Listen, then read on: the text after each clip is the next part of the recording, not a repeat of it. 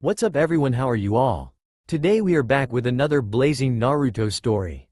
Naruto finds alien technology. If you enjoy then please like, share and do comments, and also check the description to original creator of this beautiful creation. It was cold, wet and he was hungry, he knew that much but nothing else.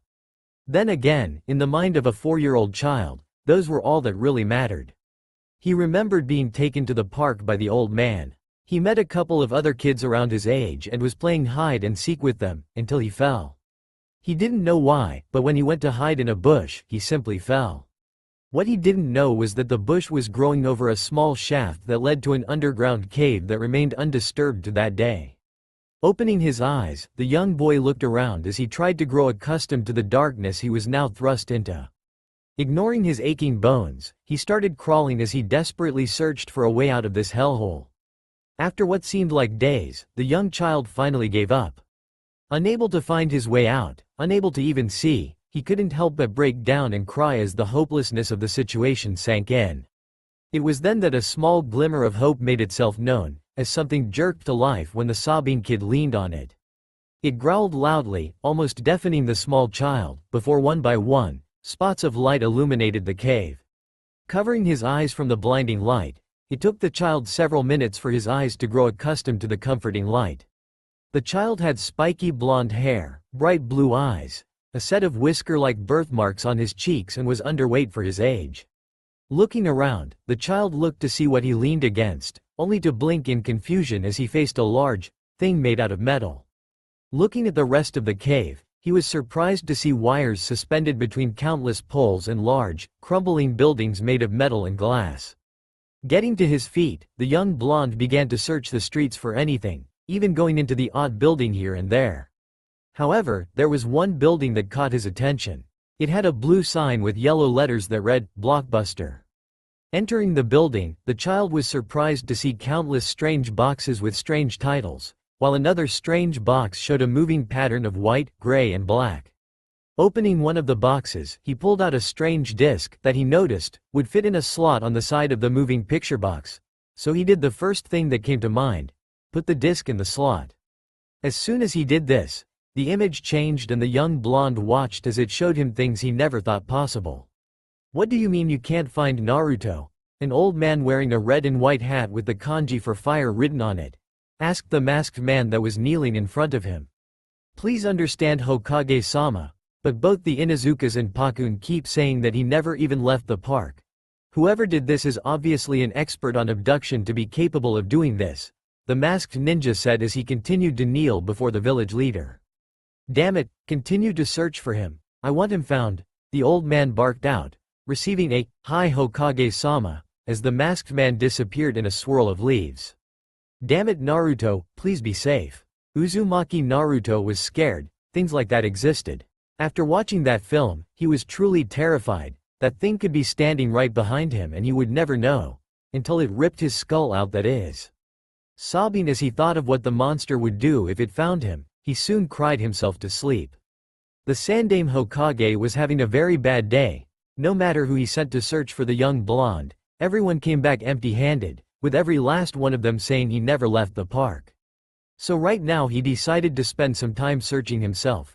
He knew he was a fool to search in the dark, but he didn't care. He just wanted to find the young blonde and save him from whatever cruel fate was in store for him.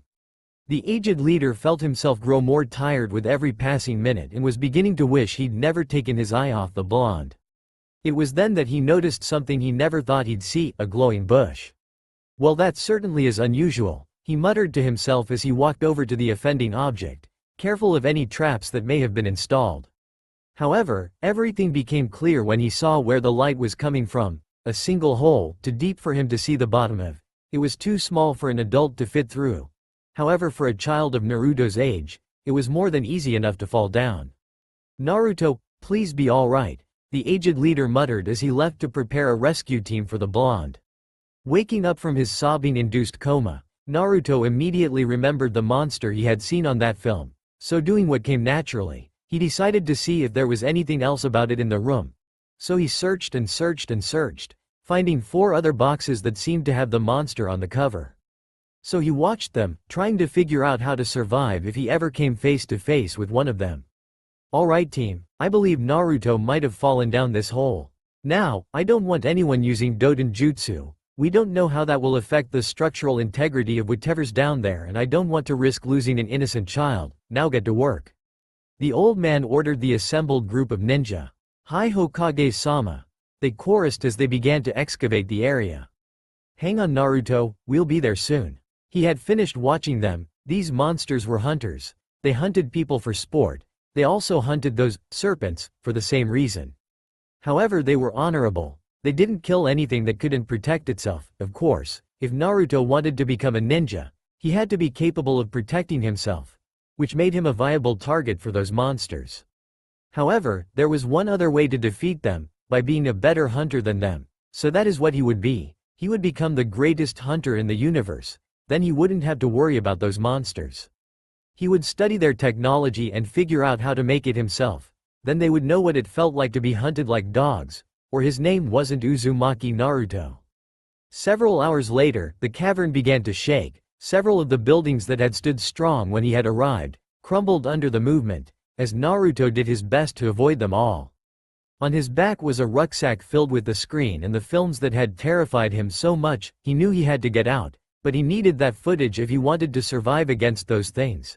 So he did what came naturally. He decided to take the objects. Just as a falling slab of debris was about to hit him, he felt something grasp his arm and pull him to safety, before carrying him away, jumping to a large hole in the ceiling and running up the shaft before emerging at the top, as the park suddenly collapsed, leaving just a crater where it used to be. I've got him Hokage-sama. Looking at the man that saved him, Naruto noticed two things about him: the dog mask he was wearing and the gravity-defying silver hair that sat on top of his head. Naruto, the old man shouted as he embraced the young child. I was so worried, don't ever do that again. What did I do? The blonde asked, misunderstanding what the old man was saying. You fell down a hole, please be more careful next time. Hi GG. After being checked over at the hospital, the blonde was allowed to go home.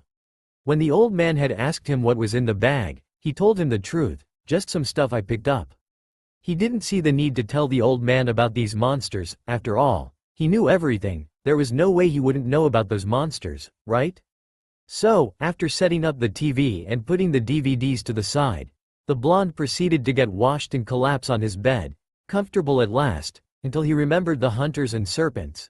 He would have to make sure he was strong enough to protect everyone from those beasts. As he said before, he would become the greatest hunter, or his name wasn't Uzumaki Naruto. Naruto woke up gasping for air when the morning came. Looking around, he came to the only conclusion he could. It was just a nightmare. It was just a nightmare, he muttered to himself as he recalled the horrifying dream. It had started off just like any other day, before the serpents showed up. He was only able to watch in horror as they slaughtered or kidnapped the people he cared about. Then the hunters showed up. They killed the serpents, taking their bulbous heads as trophies, while killing everyone that got in their way. The nightmare ended as he watched one of the hunters blast a hole in the old man's chest, before ripping his skull out to keep as nothing more than a trophy of a good hunt. Taking deep breaths, the young blonde kept repeating that it was just a nightmare, until he was calm enough to walk to the kitchen and get some instant ramen for breakfast. After breakfast, the 4-year decided to do something quite mature for a child: make a list. The title, Become the Best Hunter. So he isn't good at spelling. What can you expect from a child of his age? Sitting down, he started to think of everything the hunters and the people who beat them had in common and started listing them: big, cool weapons, lots of skill, and stealth. After making his list, he thought of how to make all the points a reality, before realizing that he had absolutely no idea how to achieve any of them. So he did the first thing he always did when he had questions: ask the old man. The Sandaime Hokage, Sarutobi Hiruzen, was annoyed. No matter how many blows he dealt to his enemy, it simply wouldn't die. Whoever said the pen was mightier than the sword had obviously never been a cage, because a sword would definitely do better against the mountain of paperwork than the pen did. Sighing in exasperation as he read through and signed another sheet of paper, he was pleasantly surprised to see a young blonde charge through the door to his office. Hello Naruto-kun. What can I do for you? Heh, hiya Gigi. I've got some questions to ask you, the young child stated nervously. Well then, go ahead and ask them. How do I grow big? Sigh. To grow big you have to exercise regularly and eat a balanced diet. That means, you need to eat your veg as well. Plus lots of meat is good for the development of muscles, the aged leader said. So I have to eat meat and veg, got it. The 4-year-old shouted after processing what the old man had said. Where do I get really cool weapons? Naruto, you are too young to use weapons, so I will not tell you that, and if I find out you've been using weapons before entering the academy and being taught how to use them properly, you will be punished for it. Do you understand? The grandfatherly figure stated sternly, causing the whiskered blonde to flinch at the tone used. Hi Gigi, look Naruto-kun. I know I might seem a bit harsh saying that, but if you use weapons without proper instruction, you could seriously hurt yourself and I'm not prepared to risk that, he explained in a grandfatherly tone. What about skills and stealth? You will need to enroll in the Shinobi Academy to learn them Naruto-kun. Then can I please go there, please? The blue-eyed blonde pleaded, giving the aged leader the best puppy dog eyes he could. Sigh. Naruto-kun, the age requirement for entering the Shinobi Academy is 7 years old. You're still 3 years too young to enter. Please Gigi, please let me join, please. The young blonde practically begged. Sigh. I'll think about it Naruto-kun, but I make no promises, the sandame said. Thank you Gigi. The blonde shouted, tackling the aged leader to the ground, before running off to see if he could get a head start on his skills. Sigh. How troublesome. God damn it. I'm beginning to sound like a Nara. Several hours later, we find several people sitting around a large, rectangular table. At the head of the table sat the Hokage, while directly on his right-hand side, was an old man with a small pair of glasses resting on his nose. His name was Mitokado Homura. Next to him sat a masked man wearing a long white cloak. He was the head of the Ansatsu Senjutsu Tokushu Butai, better known as Anbo. There was one more sitting on that side of the table, this time wearing a simple doctor's outfit and looking quite annoyed, the head of the Iryo Nin 1 division, the one that ensured all of Konoha's ninja were operating at full capacity. On the Hokage's left, was an old woman with closed eyes and hair tied into a bun. Her name was Utatane Kaharu, while sitting next to her was a middle-aged man with dark hair tied into a short ponytail, while a pair of scars adorned the right side of his face, the commander of the regular forces, Nara Shikaku. And the last of the people at the table was another old man, this time with spiky black hair and bandages covering his right eye. While a cross-shaped scar was proudly displayed on his chin, his name Shimura Danzo. Taking a deep breath, Sarutobi started the minor meeting. I have called you all together today to discuss the immediate future of Uzumaki Naruto. I thought the child was going to be put in the academy and turned into a ninja, Kaharu stated calmly as she looked at her former teammate. That is indeed the plan Kaharu. However, he wishes to be given early enrollment, and I'm uncertain if I should allow him to enter early or not, the aged leader admitted. If I may Hiruzen, Danzo started, drawing all attention to him. The child is unable to lead a normal life. The orphanages refuse to care for him, claiming that they are full when they simply don't wish to see him on a daily basis. Then there is the majority's fear of him being unable to contain his burden and forbidding their children from interacting with him. As such, I believe that allowing him early enrollment might allow him to develop the social skills he wouldn't outside a controlled environment, while simultaneously developing him into a potential weapon for Konoha to use should he be needed. I'm surprised you didn't try to convince Hokage-sama into making him join Root, Shikaku said lazily. We all know that Root is a valuable resource for Konoha, even if many don't agree with my methods of training them. However, you should remember that Konoha has more dark secrets than my Anbu, and for your information, Uzumaki simply disappearing would draw far too much attention. Why else do you think I generally take orphans or other nondescript children? Sigh. Although I don't agree with Danzo's methods, Root has proven invaluable during the 4th Shinobi War. That is the only reason I'm allowing you to continue the program. Regardless, thank you for your input Danzo, the Hokage informed the group. I would agree with Shimura-san's observations. Uzumaki would benefit greatly from being allowed to participate within the academy, whether it be socially or academically, the head medic stated calmly. Sigh. So is everyone in agreement that early enrollment would benefit Naruto? Hi Hokage-sama, Hiruzen, Sarutobi, was the unanimous reply from the other occupants. Very well then, you are all dismissed. Naruto was exhausted. He had just run as far as his little legs could take him, as fast as they could. while occasionally stopping to do a couple of push-ups. So right now he was laying on his bed, watching the first film about the hunters again. He was still scared and disgusted at the images. The idea that something would skin humans and rip out their skulls to put in a trophy cabinet. It still didn't stick well with the blonde. But as he endured watching it, he needed to know his enemy inside out if he wanted to beat them. He fell asleep thinking of the hunters once again. The following morning, Naruto woke up from a nightmare once again. After calming down, he proceeded to have a short shower, before gathering his things and going to one of his safe havens. Ichiraku's ramen stand. Hey Tuchi Oja-san. Hello Naruto-kun. How are you today? An old man wearing a simple chef's outfit asked. I'm okay, he replied, thinking back to the previous day and the Hokage's advice on growing big and strong. Can I get something with a lot of meat or veg in it? Why do you want lots of meat and veg?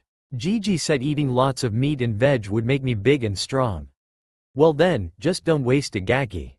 After receiving his meal, the young blonde ate it a lot slower than he normally eats ramen, simply because of the simple fact running through his mind, vegetables suck. But just like watching the hunters, he endured. He needed to grow big and strong if he wanted to fight those monsters. I thought I'd find you here Naruto-kun, an aged voice called from the entrance to the stand. Hey Gigi, what you doing here? I was looking for you Naruto-kun. Why Gigi? To tell you that I've thought over your request to enter the academy and have decided to let you enter early, the aged leader told the blonde. Yata, thank you, thank you, thank you. Calm down Naruto-kun. The first day of the academy starts in 4 days' time, so today we're going to get you everything you need to start. Can I get some cool weapons? Sigh. As far as weapons go, you will only be getting a basic set of kunai and shuriken, and even then you are forbidden from using them until the academy has taught you how to use them, do you understand? Sarutobi stated sternly. Yeah Gigi. I can't use them until I'm taught how to. Good, now come on. Unfortunately I don't have all day to help you, so we have to make the most of what time I have, the fire shadow said as he left the stand, with the 4-year-old trailing right behind him. Here we are Naruto-kun. The Tokashuheiki, 2, store. One of the best weapon stores in Konoha, the Hokage said as the pair stood outside a rather plain-looking shop. Really? Yes really, it just doesn't like attracting attention. Like any good shinobi, the aged leader informed the blonde as they entered the building. Good day Hokage-sama. How can I help you? A middle-aged man that was built like a house and had short black hair asked from behind the counter. I'm here to purchase some basic supplies for Naruto-kun here, Sarutobi said calmly pointing at the 4-year-old. He's going to be joining the academy early. I see, so that means he just needs a basic set of kunai and shuriken. I'll get some out the back, the Goliath said before journeying into the back of the store. Hey Gigi, are these all the weapons this place sells? Naruto asked after looking around the store and finding nothing resembling the hunters' equipment. Yes it is Naruto, why are you asking? It's just that they don't have what I want, the blonde said with his head held low. If you want something special, then you can get Tessai to make it for you when you're older. Who's Tessai? The shopkeeper here, he's also a respected blacksmith. Every weapon you see in this store was crafted by him. Cool, here you go. A set of kunai and shuriken, Tessai said as he came out the back with a couple of packs in his hands, before the Hokage paid for them and the duo left. It was official, the academy was boring, educational but boring. Of course if he wanted to become the greatest hunter, Naruto had to learn everything he could, so right now he was giving the Chunin instructor, Funeno Daikokua, his full attention. The instructor was a tall and chubby man with a small brown goatee. He wore the typical Konoha flag jacket over a set of navy blue pants and shirt, while his hite-8 was tied around his head with a bandana. None of the other children had the same determination to reach their goal that Naruto had, so they didn't really pay the instructor much attention, primarily because they didn't have vivid nightmares of what might happen if they didn't succeed, every night. It had been a month since the academy had started and Naruto quickly made his way to the top of the class despite his disadvantage of being 3 years younger than the rest. The first week of the ninjutsu classes was spent learning how to harness their chakra. Then up to now, the class had focused on learning the 12 basic hand seals and increasing both their speed at drawing on their chakra and chaining hand seals. However, what Naruto loved most were the classes on trap making and using weapons, simply because he knew how important those two were when taking on a hunter. Right now though, it was the weapon usage class that was occurring and the instructor was about to teach them about a new weapon.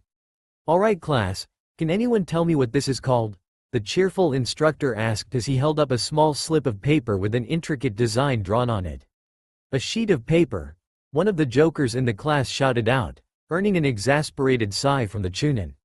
This, children, is known as an exploding tag. Simply by channeling a small amount of chakra into it, you can cause it to explode and seriously injure your enemy. It is the most basic fuenjutsu you will ever come across. Naruto perked up on hearing this. If exploding tags were the most basic form of this fuenjutsu, then what else could it do? So he waited. He waited until the class had left for lunch before approaching the chunin about it. Excuse me, Daikokuwa-sensei? Yes, Naruto, what do you want? The chubby man asked. After all, the child had never really spoken during class except to answer questions. I was wondering about fuenjutsu, the 4-year-old started, only to get cut off by the older man. I can't tell you anything more than that fuenjutsu involves writing seals to do certain tasks. Above that I don't know anything about it, the teacher told the young child. Sorry Daikokuwa-sensei. You have nothing to feel sorry about, you can't learn properly if you don't ask questions. Now go and get something to eat before your next lesson starts. Thanks sensei, the blonde said as he left the room for lunch. By the end of the day, Naruto was beginning to get frustrated. None of the academy instructors knew anything more than Daikokuwa did about fuenjutsu. So as with everything else, he decided he needed to ask the old man about it. Hey Gigi. Ah Naruto-kun, it's been a while since you last came to see me. How is the academy going? The old man asked kindly. Hee, sorry Gigi, I've just been busy trying to get strong. I'm doing great at the academy, I'm top of the class, he exclaimed with pride. That is very impressive Naruto-kun. If you carry on like that you might be allowed to graduate early, the aged Kage stated with a smile. Huh? Why would I want to graduate early? Wouldn't I learn more if I stayed at the academy? Naruto-kun, the academy is there to teach children the basics required for both being a ninja and any other profession, just in case they decide they don't want to be a ninja. A shinobi's real training starts when they graduate and start taking missions under their Jonin sensei, the Hokage explained to the young wannabe hunter. Then, I'll just have to graduate early. Naruto exclaimed with determination. Hee, I'm sure you will Naruto-kun. Oh yeah, Daikokuwa-sensei said exploding tags were the most basic form of fuenjutsu. I was wondering what else fuenjutsu can do. Sarutobi froze. Did he tell the blonde and risk him doing something to the seal, or lie and risk losing the blonde when he eventually did figure it out? It didn't take him that long to decide. Sigh. Fuenjutsu can do two things Naruto-kun, store chakra or force chakra to flow in a certain way to do something within reason. Like hand seals? Exactly, however, due to the fact fuenjutsu relies on writing, which can have an infinite number of forms, it is a much more difficult art than ninjutsu, the Hokage said, proud of his explanation and the fact that the 4-year-old had managed to understand it. Can you teach me? I'm sorry Naruto-kun, but I don't have the time to teach you, the old man said, causing the child's face to fall. However, Tessai knows a thing or two about seals, so he might be willing to teach you the basics. Thanks Gigi. The blonde shouted from the doorway as he vanished from the room. Wow, he certainly can move fast when he's excited. Tessai was bored. He didn't really get many customers, so he usually spent most of his time either making weapons or helping his wife look after their 3-year-old daughter, who had attempted to climb into the furnace on several occasions. However, right now, he had too much stock as it was and his wife had taken their daughter to one of the parks that hadn't sunk into the ground. Hello, Tessai-san. A childish voice called from the front door, revealing the child the Hokage had taken to the store just over a month ago. Hello, Naruto, was it? How can I help you? The man asked the blonde. Hee, Gigi said you could teach me fuenjutsu, the 4-year said excitedly. Tessai was about to open his mouth and deny the kid, when he suddenly remembered how bored he was. Alright Gaki, I'll teach you, but if a customer shows up, they come first, understand? Yata, thank you. The spiky-haired youth shouted, jumping up and down in his excitement. Alright Gaki, get over here and pay attention, and with that, Naruto's training in the art of fuenjutsu began. Training Ground 44, also known as the Forest of Death, was home to countless species of exceptionally large and dangerous animals that regularly grew to sizes much greater than anywhere else in Hai no Kuni. Mitarashi Anko was one of the only people that dared enter the dense jungle. And right now she was wondering about what sort of psychopath had decided to play in the woods. Looking at the scene before her, she knew one thing: whoever did it was not normal. Staring straight at her was one of the forest's tigers, a monster that measured 7 foot at the shoulder and well over 1,000 pounds of pure muscle. And right now, it was strung up from its hind legs at a height of roughly 30 feet, while its skin and fur rested on the ground below. However, it was the fact that it was no longer in possession of its own skull that caught Anko's attention, that combined with the fact that she couldn't find it anywhere meant only one thing in her mind: whatever did this, did it for a trophy. Deciding that the Hokage needed to know about this, she left the area, unaware of the shadow watching her.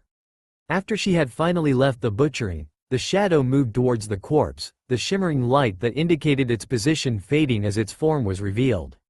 Standing at a little over 4 foot tall, while wearing a mesh shirt and brown pants, with its head covered by a helmet that hid all its facial features, with gloves that each had a metal backplate and sharp, metal tips to the fingers. Its muscles were large for its height, and combined with the bladed gauntlet strapped to its right forearm, it was quite intimidating for its height. But despite all that, it was the still bloodied skull strapped to its back that gave the most cause for concern. Damn, that thing sure was heavy. The amount of chakra I had to use to take it up there was ridiculous, a distorted voice said as it looked at its handiwork. I can't believe how good the Maizegakure no Jutsu is for hiding. Then again, the amount of concentration it normally requires is unreal. Good thing I managed to translate it into a seal, it said, caressing a rectangular box on its left arm. Removing its mask, the being revealed a lean face, framed by spiky blonde hair, while a set of whisker marks were etched into his cheeks. It had been 3 years since Naruto had started the academy, and due to his talent and hard work, he was just about to start his last year, joining the group that was due to graduate later in the year. Of course, the fact that he was 4 years younger than the rest of the class wouldn't help, but thanks to working for Tessai after learning the basics of fuenjutsu, his physical conditioning was ridiculously good for his age. After all, not many children can say that they work with a blacksmith doing lots of heavy lifting on a daily basis.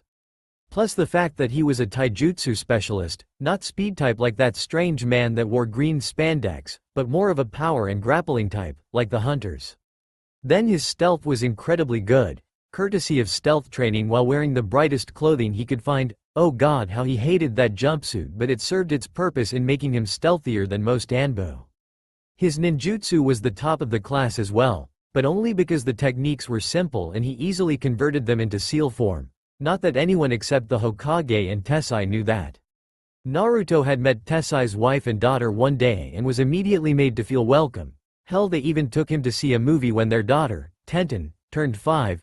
That was possibly the most comforting day of his life, the day he found out films weren't real.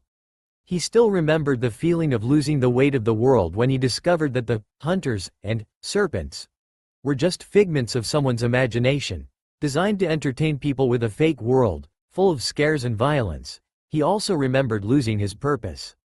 Up until that day, he had trained and learned in order to make sure he was strong enough to protect everyone from the monsters, and then, it simply didn't matter. The monsters didn't even exist for him to protect people from. He remembered feeling hollow as he tried to think of what to do with his life. He found the answer by watching the films again, this time with an appreciation that they were fake. Watching them with that knowledge in mind, he couldn't help but think one thing when he watched the hunters: cool. So now, instead of trying to beat them, he was trying to emulate them. Of course, the fact that he had already started copying them in an attempt to beat them helped greatly, especially with his disc, collapsible spear, bladed gauntlets and mask. The young blonde had proven his skill with seals when he added them to his equipment, especially with his mask and cloaking device. There were several seals on the mask, one which distorted his voice, while another reinforced the metal it was made of, another that made the metal like a one-way window, you could see out of it, but not in it, while 3 others used chakra to amplify certain wavelengths of light while cutting out others. That had been absolute hell to figure out, considering that the only thing he had to go on was a bunch of films. But the results were worth it. After all, being capable of seeing in infrared made hunting that much easier. The other two allowed him to see in the ultraviolet spectrum, while the last one imitated the Uchiha clan's Sharingan and the Hyuga clan's Byakugan, by letting him see chakra signatures. The cloaking device was nothing more than an Iwagakure ninjutsu converted into seal form, making it much easier to maintain.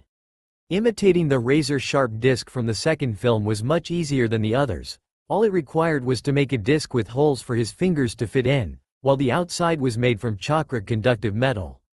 Then there was of course the futon conversion seal on the handle, making all of the chakra channeled into it razor-sharp, while simultaneously helping it fly.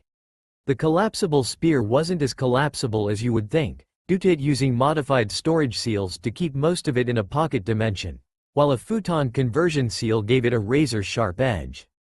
The claws however used a simple yet effective spring lock system designed by Tessai, to give them the sudden ejection that they had in the movies. When Naruto flexed his wrist, the back plate of his glove was attached to a lever that released the blades, while a second lever, located on the back of the gauntlet, was used to retract the claws. Of course, due to the possibility of the claws accidentally being released, there was a safety lock that kept the blades in place even if they were released normally. All of that combined with the futon conversion seals located on the blades, made his gauntlet one of the most sophisticated weapons in Konoha. Taking one last look at his latest kill, he placed his mask back on before leaving the area, ready to continue his work on the plasma caster. The plasma caster, as Naruto had dubbed it, was something the blonde had been working on, and he could get it to work correctly by using a tube filled with chakra-conductive metal, a Kaiden conversion seal and a Rasengan seal. The Rasengan seal was a little something Naruto had come up with. It was a seal that forced chakra to spiral in several opposing directions, while using the momentum to keep itself spherical. That combined with the Kaiden conversion seal made a spiraling ball of fiery death for anyone unlucky enough to get hit by it, as the sphere was broken on impact, releasing a directional blast of concentrated fire into whatever it hit. That combined with the seal that linked with the mask to pick out any irregularities and automatically aim at them, made the plasma caster a truly dangerous weapon. The problem however was simple. It used a shitload of chakra, and although the fire was strong, it wasn't quite hot enough to guarantee the kill. So as usual the blonde asked the old man about ways to get lots of chakra quickly. Let's just say that the blonde was surprised when he found out about a little something called natural chakra. The idea that an infinite source of chakra existed all around him was something he had to try and take advantage of, so he started trying to create a seal that could collect the energy. The first snag he had come across was simple. He had no way of knowing if he had succeeded in collecting the chakra or not, so he decided to add a Raiden conversion seal to his arrays, so that the chakra sucked out of the atmosphere was immediately turned into electricity. He was currently doing better than expected. After managing to create a small spark, he had proceeded to tweak the seal so as to achieve better results, and right now he was still trying to get more than a couple of volts. He knew though, that once he got the seal down, he would have a way of powering his ultimate weapon and making a name for himself as the ultimate hunter. That is, after he graduated the academy. Inuzuka Hana was usually a calm individual. Sure, she occasionally got worked up just like any Inuzuka, but she was very relaxed and passive for one of her clan, especially one of her age. At only 11 years old she was just entering her final year of the Ninja Academy. However, right now her patience was being pushed to its limits as she sat in her seat waiting for the Chunin instructor to show up, forcing her to endure the constant wailing of fangirls and overconfident boys looking to impress any girl by being the toughest. "Alright class, quiet down," the random Chunin instructor said as he entered the room, being completely ignored by the hyperactive children. "I said shut up," the teacher shouted using the genjutsu taught to every academy instructor, regularly referred to as the big head jutsu. "Now class, we're getting a new student this year. He's been nominated for early graduation, so treat him like anyone else despite the age difference," the instructor stated, before the door opened to reveal a short blonde with whisker marks etched into his face. He had foregone his usual orange jumpsuit under the reasoning that he didn't need the stealth training anymore. So he decided to wear his real attire, his hunter gear, as he dubbed it, this time with a basic Anbu chest plate with his incomplete plasma caster attached to it, while he sealed his helmet into a storage seal on his cloaking device. "Hello, my name is Uzumaki Naruto. I'm 7 years old and my ambition is to become the world's greatest hunter nin, he introduced himself. What the hell? How the hell does he get to graduate at that age? A random student shouted out in anger.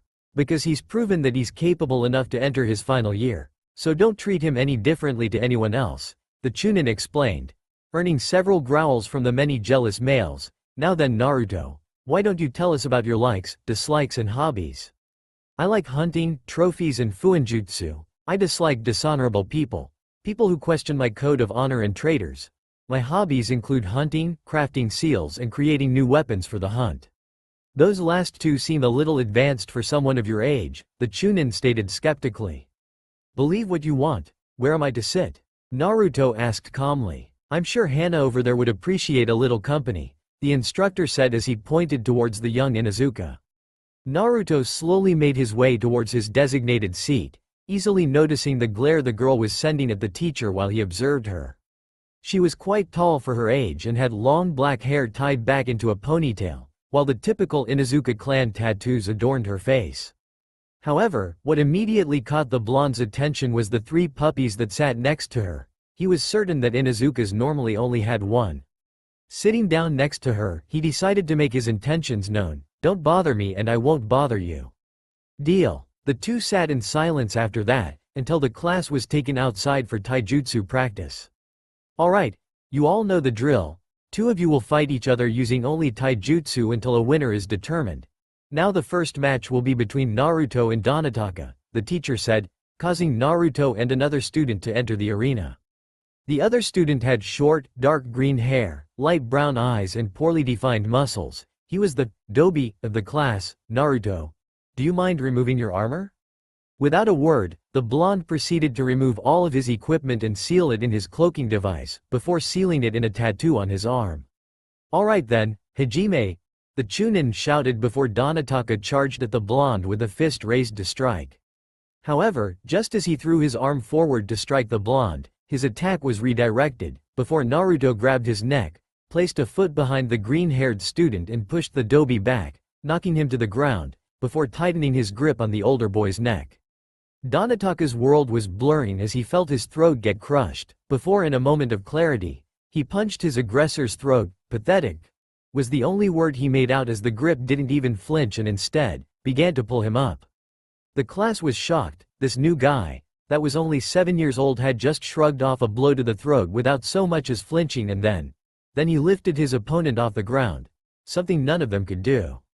That's enough. Shosha Naruto, the Chunin shouted, causing the blonde to throw his opponent out of the arena, causing the brown-eyed boy to start coughing as he gasped, finally getting the air he had been deprived of. Naruto, that was unacceptable, you could have killed him, the instructor said sternly.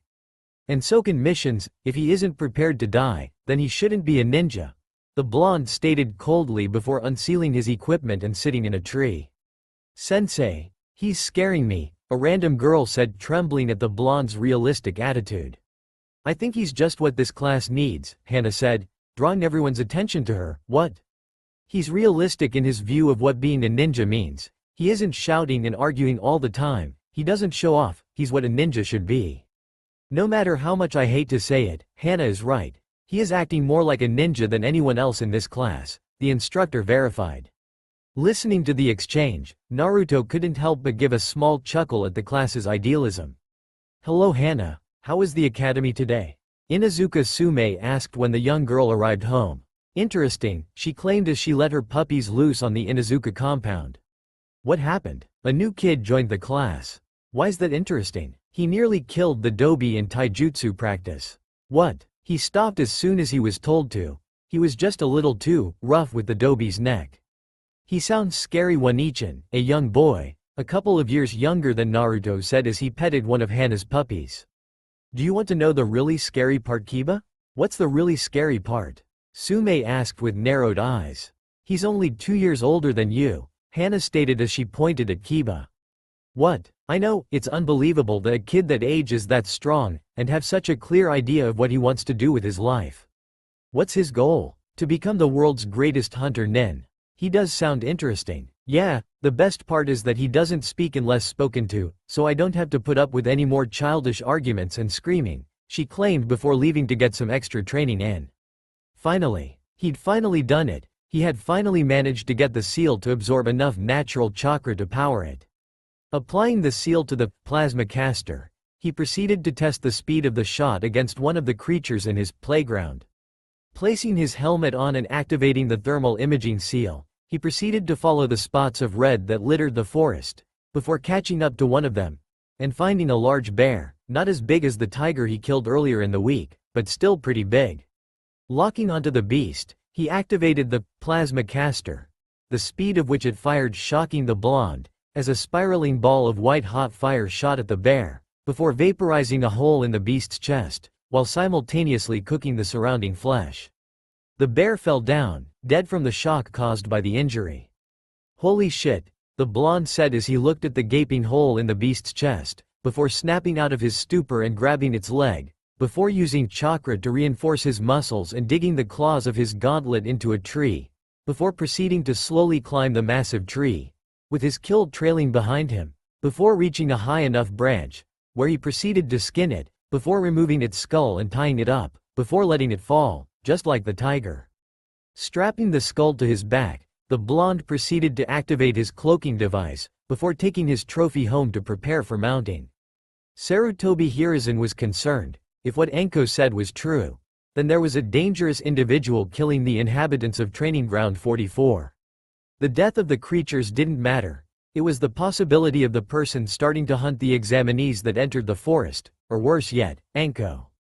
While most of Konoha didn't like her because she was trained by the traitorous Orochimaru, her skills as an interrogator were second only to Morino Ibiki's and Yamanaka Inoichi. However, combine that with her expert tracking and assassination skills and she was one of the Leaf's greatest assets. So the aged leader had ordered her to avoid the forest until the matter with the stranger was resolved. While she had attempted to argue a case, he had stood firm and in the end, she agreed, if only because he was her commanding officer. He knew he was forgetting something, but he couldn't figure it out. He knew that there was someone he was forgetting to tell. Then it struck him. The one person other than Anko that called Training Ground 44 a playground. One of the small number of people he could not live with seeing dead, Naruto, was the only word that escaped his lips, before he rushed to make sure the blonde was all right. Naruto was standing over his bath with a kunai in one hand and a scrubbing brush in the other, while the tub was filled to the brim with warm water, and a bloody skull. Bringing the kunai to a piece of flesh that was still clinging to the oversized skull, the child began to shave off the gore, with slow and meticulous strokes, each made to cut off as much of the flesh without chipping the bone. After all, a damaged trophy is worthless.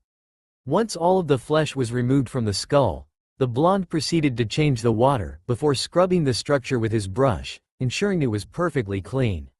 Once the bone was ready, the young blonde removed it from the bath to let it dry, before applying a thin layer of polish to it, giving it the slightly shiny appearance it had in the movies. Just as he was moving the skull to his living room for mounting, there was a loud knock on the door. "Just a minute," he called out as he proceeded to place the trophy on a lamp he had modified to act as a mount. "Oh hey Gigi. What you doing here?" the whiskered child asked after opening the door. "I need to talk with you about Training Ground 44, the old man said after letting out a sigh of relief at managing to get the blonde. "If you want me to stop hunting the predators, then no," Naruto said, throwing the Hokage off his current course of action. "What do you mean hunting the predators? Let's see, how about the tiger that woman in the trenchcoat told you about?" the blonde stated, causing the aged leader's eyes to widen at the comment. "Are you saying that you were the one to mutilate that tiger?" "I prefer the term, prepared to make a trophy," the child claimed, opening the door wider, giving the cage a direct view of his trophies. "Sigh, I see. I won't stop you from continuing your hunting. However, I must tell you that should you attempt to kill any citizen of Konoha, you will be punished. Do I make myself clear?" "Not quite. You said if I attempt to kill any Konoha citizen. What about testing the survival skills of those Enbu trainees that occasionally show up in the forest?" "What do you mean, test their survival skills?" "Hunt them using non-lethal methods." "How good are you at hunting?" the aged cage asked, curious of the blonde's skill. "Let's put it this way, that woman that wears the trenchcoat was only a couple of feet away from me and still completely missed me," the blonde told him, earning a look of pure shock from the leader. I see, then perhaps you can test their survival skills, Sarutobi said, quickly snapping out of his shock. Yeah? Oh, by the way, who is that woman anyway? That Naruto-kun was Mitarashi Anko, one of our top interrogators, assassins and trackers, the old man explained to the blonde. Okay, so she's a good ninja. Is she likely to try and kill me if I say hi? Hey, probably. Oh shit, Naruto shouted out as his face took on a slightly panicked look. I completely forgot about my homework. Sorry, Gigi, gotta go, the blonde claimed before slamming the door shut to complete the homework he had completely forgotten about thanks to his success with the seal. Hee kids. Today we'll start taijutsu practice with Hana and Naruto. Please proceed to the ring, the Chunin instructor said as the class collected in one of the academy training fields the next day. Standing facing each other, Hana spoke, "Don't take me lightly because I'm a girl," as she got into her family taijutsu stance. "I'm 4 years younger than you. Do you really think I'll judge by appearance?" Point taken. Hajime, and with that call from the teacher, Hana charged. Keeping low, she proceeded to swipe at the blonde's legs, only to yelp in surprise as she almost rushed head first into his raising foot. Halting her advance before jumping away, she was shocked when the blonde's fist was planted straight in her stomach, knocking her back and allowing the blonde to deliver a devastating blow to the side of her face, sending her face first into the ground. No way, isn't Hana the best in the class at taijutsu? One random student asked as they watched her get beaten down by the new guy. Grabbing the Inuzuka by her collar, Naruto proceeded to lift her off the ground, before he was rewarded with a knee to the gut. Hey, you definitely hit harder than Donataka, the blonde said with only a slight flinch from the blow, before he proceeded to slug the girl in the stomach again before throwing her out of the ring, where she proceeded to cough from the blows. Shosha Naruto. There was silence as Naruto proceeded to unseal his equipment before resting in a tree like he usually did. Did anything interesting happen at the academy today? Sume asked as Hana walked through the front door and put the puppies down. I fought the new guy during taijutsu practice today, she answered, her tone depressed. What happened? The older woman asked, concerned about her daughter's well-being. I didn't stand a chance. He might be 4 years younger than me, but he's built like a rock and hits like one too. Is that all? Huh? From the way you were talking I thought something bad happened. You don't call getting beaten down bad? No, I don't. I remember when I was on my genin team, I was always getting beaten down by Hiyashi, but that just helped me learn and become a better fighter. I'm pretty sure you can learn from your losses as well, Sume said calmly. I'm going to go and train, see y'all later, the young girl called out as she left the house for one of the clan's training grounds. Kasen, did you really get beaten? Kiba asked childishly. Yes, Kiba, I did, she answered before starting to make dinner. Damn it, what the hell was that thing? A single masked ninja asked as he looked at the other 2 members of his team. Their job was simple: kidnap a merchant that had refused to serve their client and make him understand that denying them was a big mistake. The mission was officially a rank due to the risk of being found by the ninja of the village the merchant lived, and because of that risk, they were sent. They were considered the best Iwe had to offer when it came down to infiltration missions. The team consisted of 3 men and 1 woman, each specializing in stealth and 1 other skill: interrogation, demolitions, infiltration and assassination. However, they weren't prepared for the thing that they encountered, losing a member of their squad before they even knew it was there. Panting from running as hard as they had, the leader gave out new orders. All right, be on the lookout for anything suspicious. If it isn't normal, kill it. Hi Teisho, came the immediately reply before a large red object was suddenly swung between them. The 3 ninja took a small jump away from the hanging object, before analyzing it.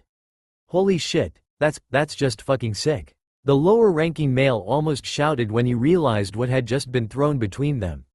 What sort of monster would skin a person? The Kunoichi asked, disgust filling her voice as she looked at their fallen comrade that was hung like a piece of meat in an abattoir.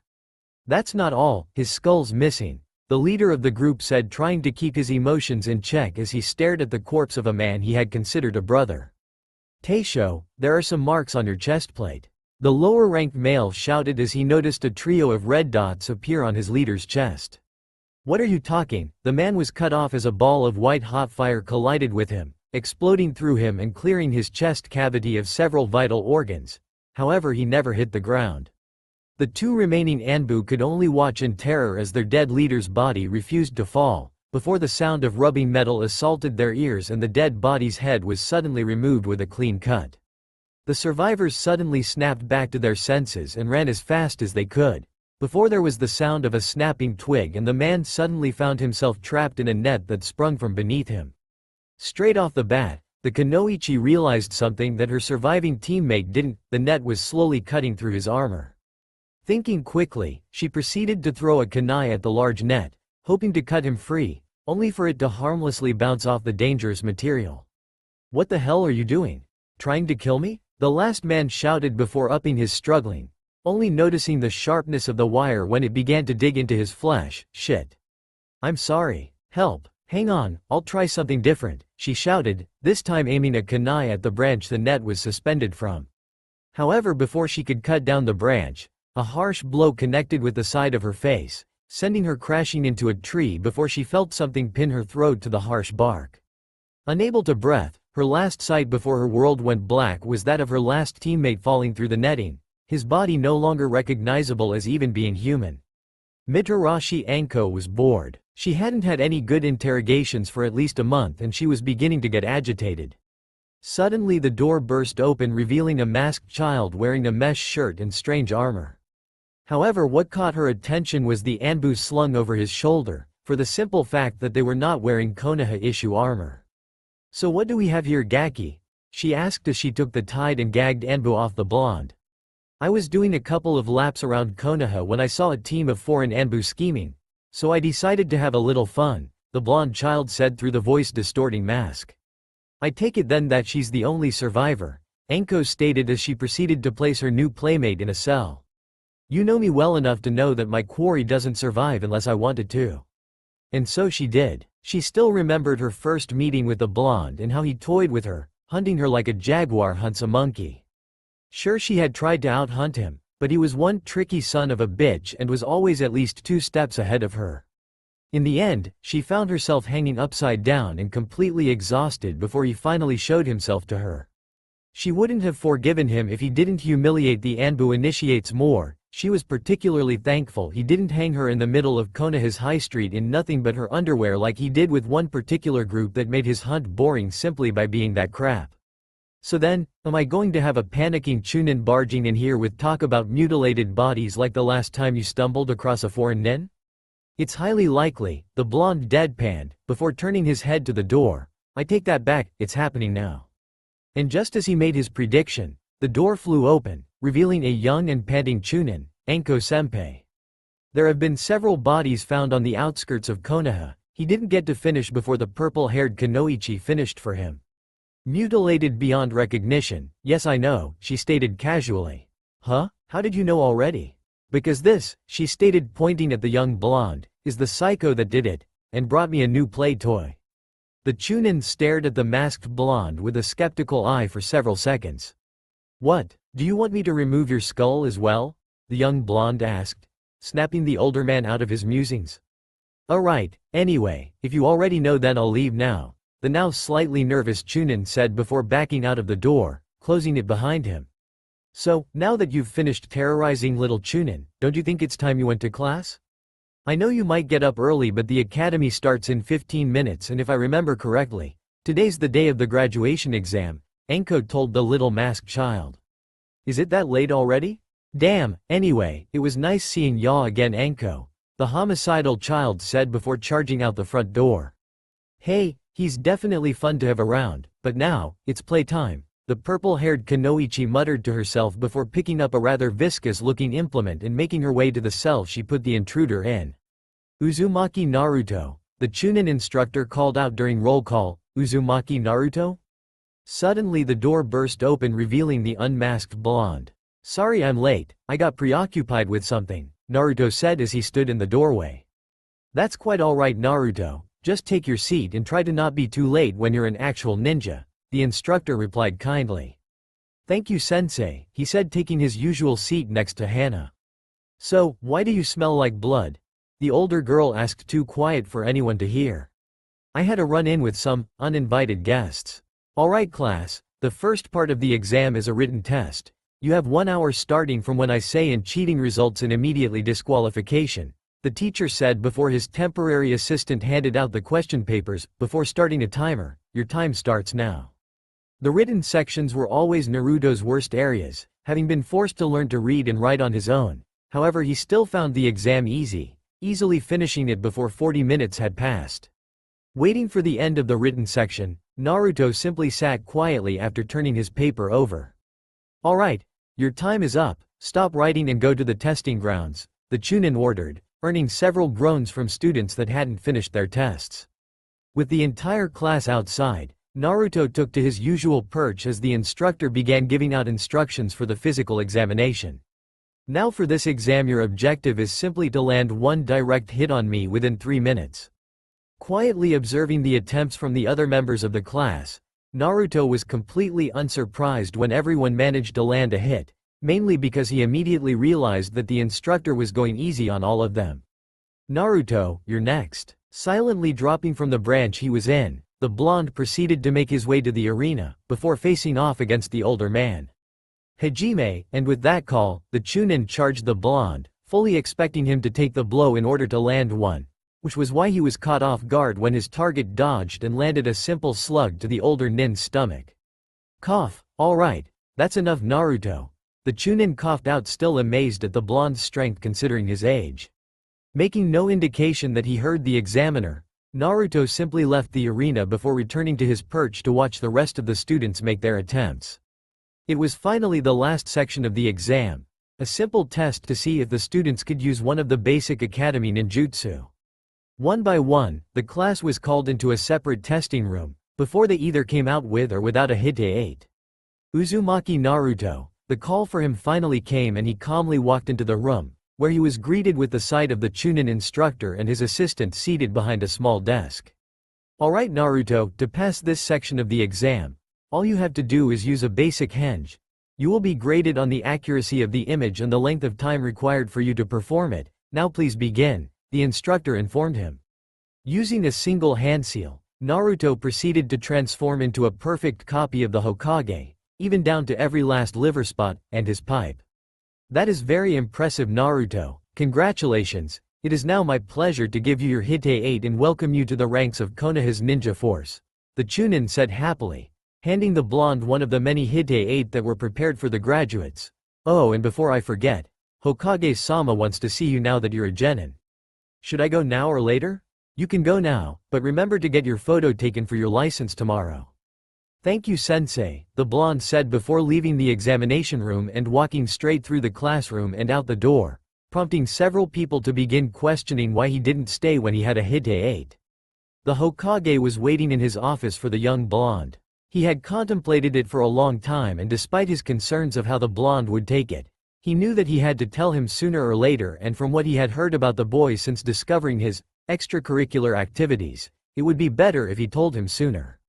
Hearing a knock on the door, he faced the entrance, before it opened to reveal the armored blonde, wearing his brand new Hite 8 as a belt.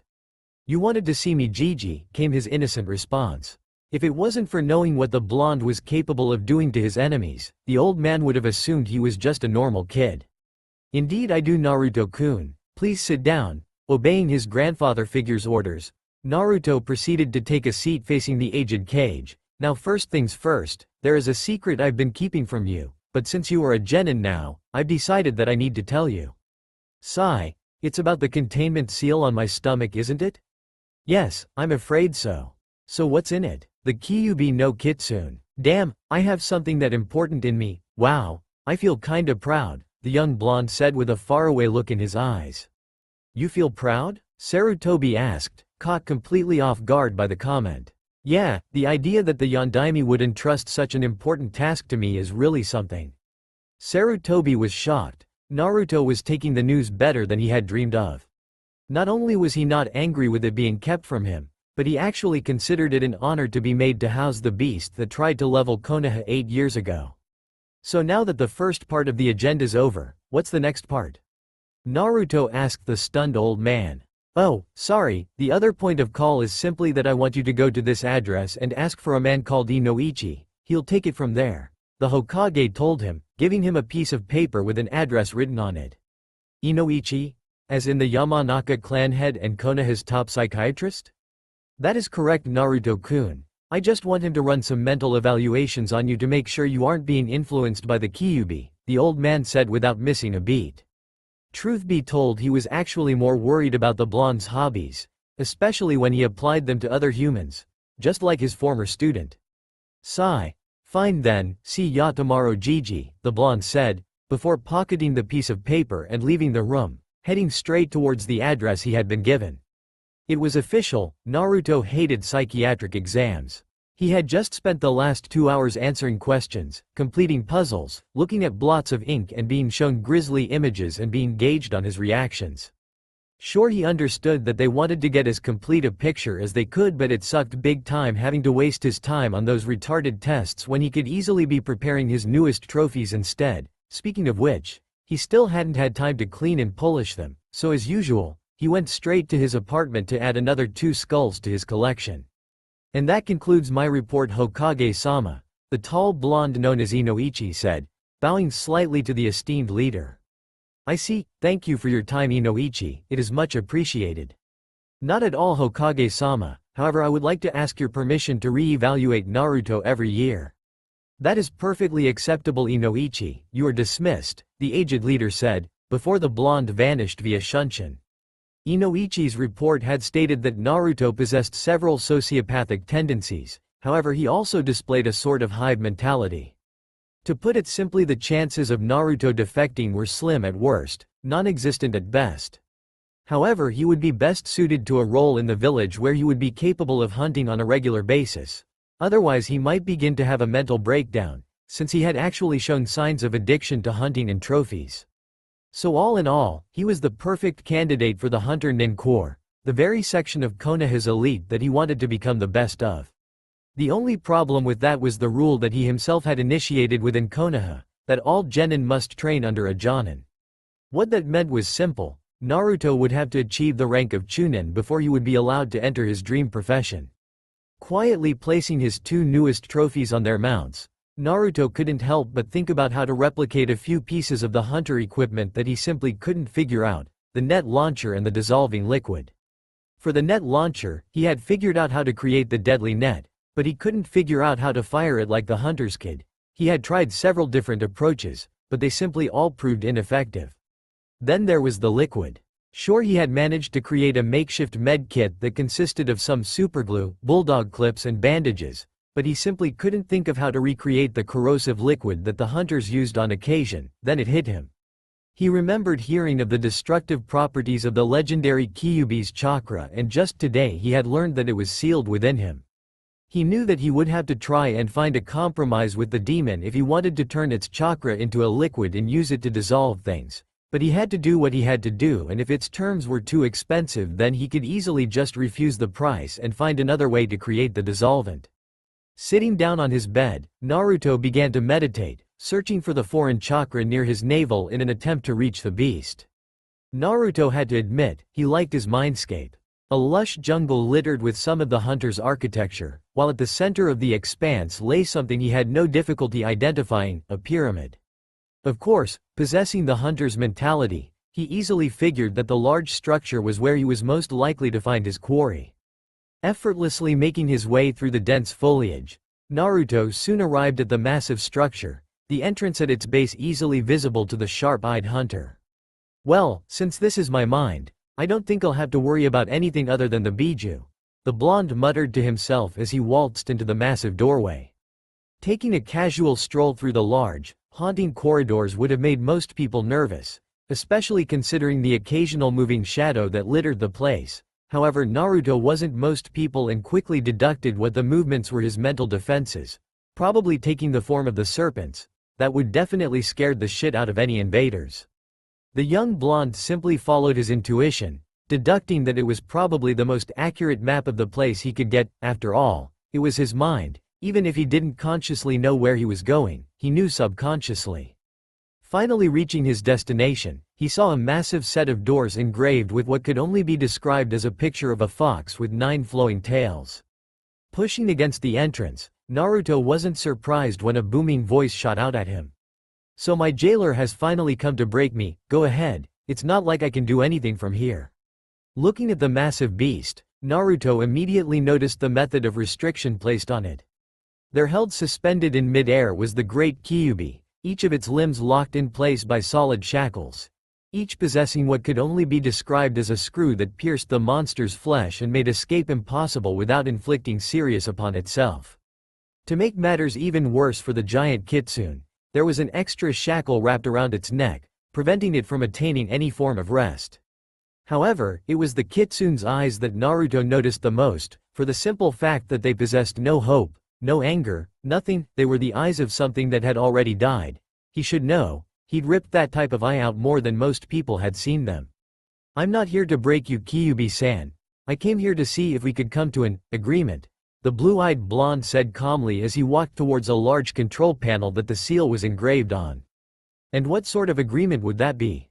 It's simple, you see. I've heard about the corrosive nature of your chakra, and due to that, I want to convert your chakra into a liquid that I can use to dispose of corpses, the hunter informed the red-eyed beast while studying the seal. You don't want my chakra to help you fight? No, you see, I don't actually need your chakra. It would simply prove to be the easiest way of creating a dissolvent, the blonde stated, letting the kitsune understand the position they were in. While it could gain a lot from the deal, he could lose a lot from it and could easily just deny the red-eyed beast's requests.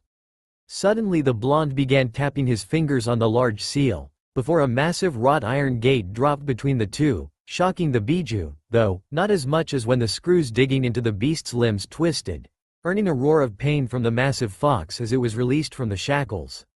I'm sorry about that, Kyuubi-san. However, there was no other method of releasing you, and I don't trust you enough to release you without some form of seal between us, Naruto stated as he turned away from the control panel to look in the fox's shocked eyes. Why did you do that? I could have easily adjusted the seal to rip your chakra from you and give it to me. However, as I said before, I came here to make an arrangement with you, not torture you. Why? I would have expected one of you Konoha humans to enjoy torturing me, the large kitsune stated from behind the cage as it proceeded to lick its injuries. I may be considered a psychopath by everyone that knows me, but I do possess a sense of honor as a hunter, Naruto responded before turning back to the control panel, causing the kitsune's eyes to widen with a trace amount of fear present within the glowing crimson orbs. The massive Biju could do nothing more than look on in fear as the blonde proceeded to make more adjustments to the seal, before it was suddenly assaulted by images.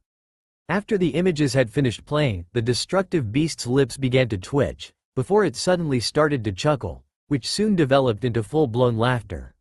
I take it back, you are much more interesting than any other human I've ever met. You have a deal, Kyuubi stated as it realized what the blonde showed it, his memories. Well then, I hope we can have a mutually beneficial partnership, Kyuubi-san. Indeed, though I do have a question for you, Naruto-kun, the red-eyed fox stated, earning a raised eyebrow off the young blonde.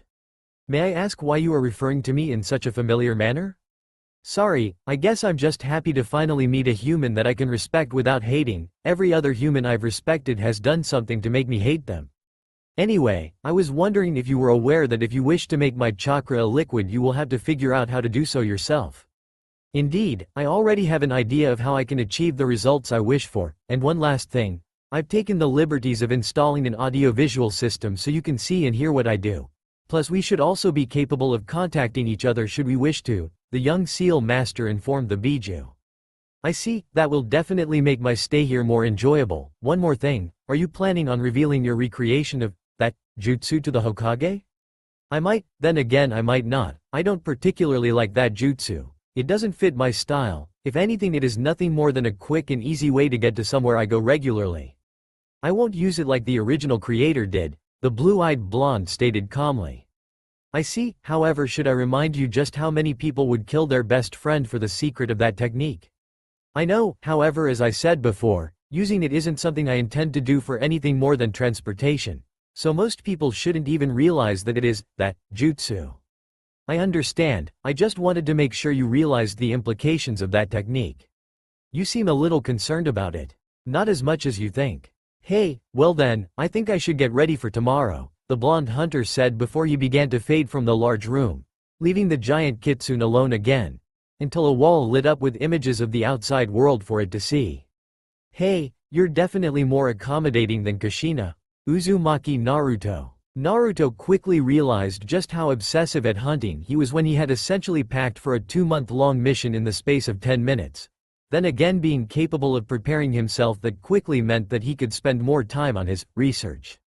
Taking a single, long sample tube he had purchased from the hospital for this very reason, he proceeded to cut his finger and let the blood fall into a bottle of ink, which he immediately mixed. Before, with a flowing series of strokes, he drew a seal on the base of the cylinder before waiting for the design to dry. Upon determining that the seal was dry enough, the blonde proceeded to fill the tube with water before closing it. "Alright Kyuubi, can you lend me a small amount of your chakra?" "Hey, of course." And with that said, the blonde felt the warm, burning sensation of the fox's chakra flowing through his veins, before he collected it and forced it to flow through the seal. Immediately the once colorless water was bled blood red before the blonde proceeded to walk over to a cage filled with dead rats he had kept for the sole reason of testing this on.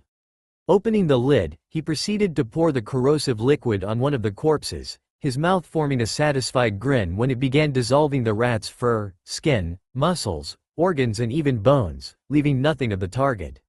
"Hey, mission success. I have to admit, I didn't think it would work first time." "You're not the only one, but then again the theory behind this attempt was solid.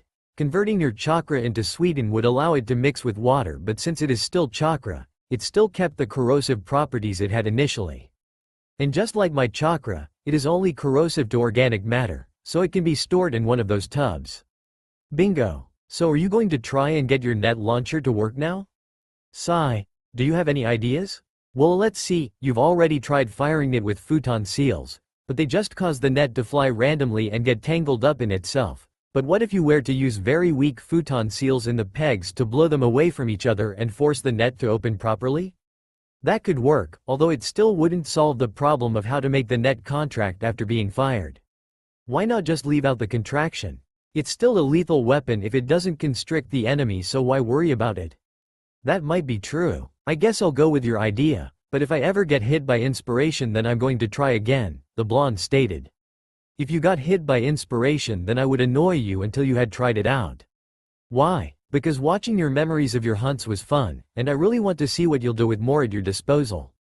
"I see. Anyway, it's late, I'm going to go to sleep now," the blue-eyed blonde stated before he proceeded to get some sleep. The next day found the young blonde sitting quietly in his usual seat next to Hana as he waited for the sensei to arrive and announce the team placements. "Hey, Naruto," came a loud call causing the hunter to let out an exasperated sigh. "What do you want, Donataka?" he asked, not even bothering to look at the green-haired boy. "Hey, come on, can't we talk a little before the teams are announced?" "No. Oh come on, at least tell us why you left early yesterday," the Dobi pried. "No. Come on. No. Please," the brown-eyed boy pleaded with what could only be described as puppy dog eyes. "If you want me to rip your eyes out then keep doing that," the armored 8-year-old stated coldly, causing the older boy to back away. Sigh. "Fine then, be like that, you'll be sorry when I kick your ass."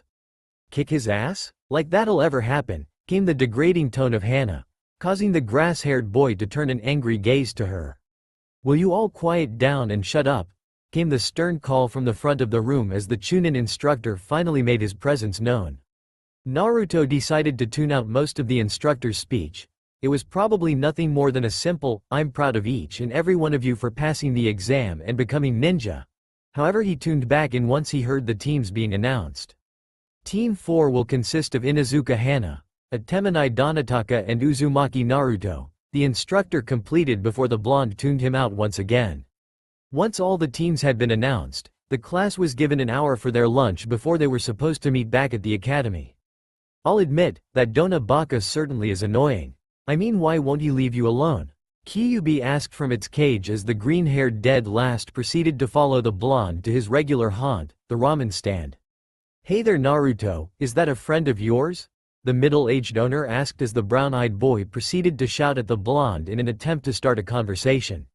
"Just an annoying acquaintance," came the whiskered hunter's cold reply, earning a string of obscenities from the angered teammate. "Hey, watch your mouth, you're scaring away my customers," the chef shouted at the green-haired boy. "Wah, sorry, sorry, sorry," came the cowardly reply from the annoying child. I'll have 2 large mises with extra pork, the blue-eyed genin stated calmly, completely unfazed by the older man's dangerous aura. Coming right up, and suddenly it was gone and replaced with a kind and gentle aura, which further scared the green-haired genin due to the sudden 180 the old man's personality underwent. Naruto had to admit, he hadn't expected to get her as his sensei, not that he was complaining, but it was unexpected considering that she had only just been promoted to Tokubetsu Jonin and wasn't even a full Jonin. Alright Gakis, the name's Mitarashi Anko and you had better remember it. The purple-haired woman shouted at the trio of genin that made up Team 4. I have a question, the youngest of the trio stated, causing the woman to blink. What is it? Why are you our sensei? If I remember correctly, you've only recently been promoted to Tokubetsu Jonin and the sensei assigned to a genin team is usually a full jonin. So I was just wondering why you are our sensei, Naruto stated, causing the oldest woman to give him a blank stare, while his teammates looked at him in confusion. Naruto, are you saying you know this woman? Hana asked. We've met on several occasions. She's considered one of Konoha's best interrogators, trackers and assassins and spends most of her time in either T and I or Training Ground 44. The armored blonde informed his teammates calmly. That's right, and to answer your question. I don't know, the old man just said something about trophies and desensitization and left it at that. The purple-haired Kunoichi claimed, confusing 2 of the genin while Naruto simply rolled his eyes when he easily figured out what the old man was on about. Anyway, you two, tell me about yourselves. She ordered pointing towards Hana and Donataka. My name is Inuzuka Hana. I like all types of animal and dislike lots of noise and people that abuse animals. My goal is to become a strong Kunoichi and a top-class vet, the young girl stated proudly, before the green-haired boy started his introduction.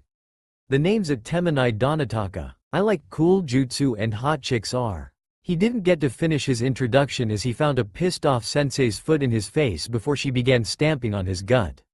Mitarashi-san, I don't think Hokage-sama will be particularly happy as you kill the baka, came the bored statement from the young blonde, causing the angry woman to remove her foot from the currently sobbing genin's stomach and moving back to her original place. Now listen here Gaki, if I hear you refer to a woman like that again, you will never be capable of having children. Do you understand? Hi sensei, came the quiet cry of the terrified genin. Now finish your introduction, the purple-haired Tokubetsu Jonin said as she sat back down. I'm too scared to now. Donataka couldn't believe what he was seeing. The training ground they were going to be using was huge and scary. Seriously, he never imagined a place like this existed in Konoha.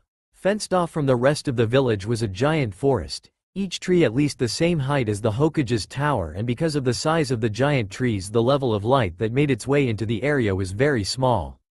Hey Gaki, get your ass over here, came a loud call from near the fence, causing the green-haired boy to look over and see Hana and their sensei calmly sitting, and in Anko's case, eating, before he ran over to them.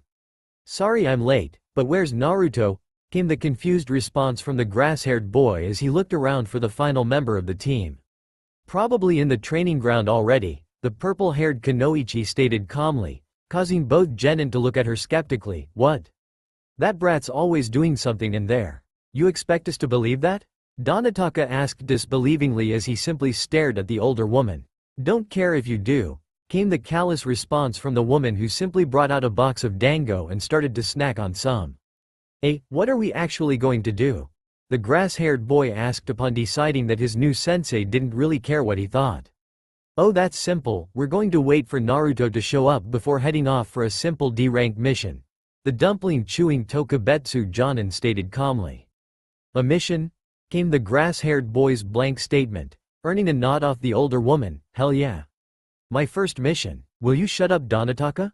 D-ranks are better known as household chores, came a distorted voice from above the group, causing Hana and the dead last to look towards the voice and see a sight they never thought they'd see, their other teammate standing on the top of the fence with a very large, white object covered in blood strapped to his back.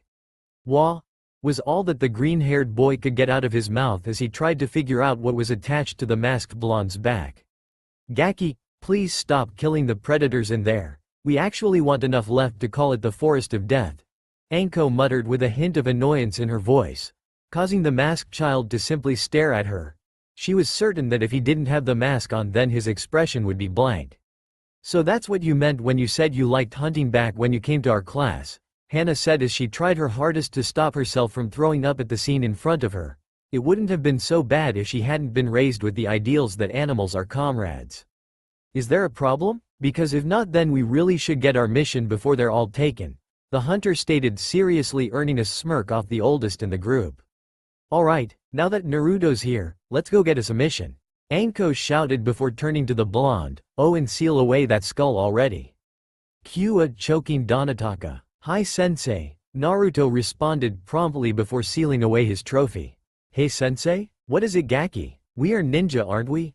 "Yes. Then why the hell are we painting a goddamn fence?"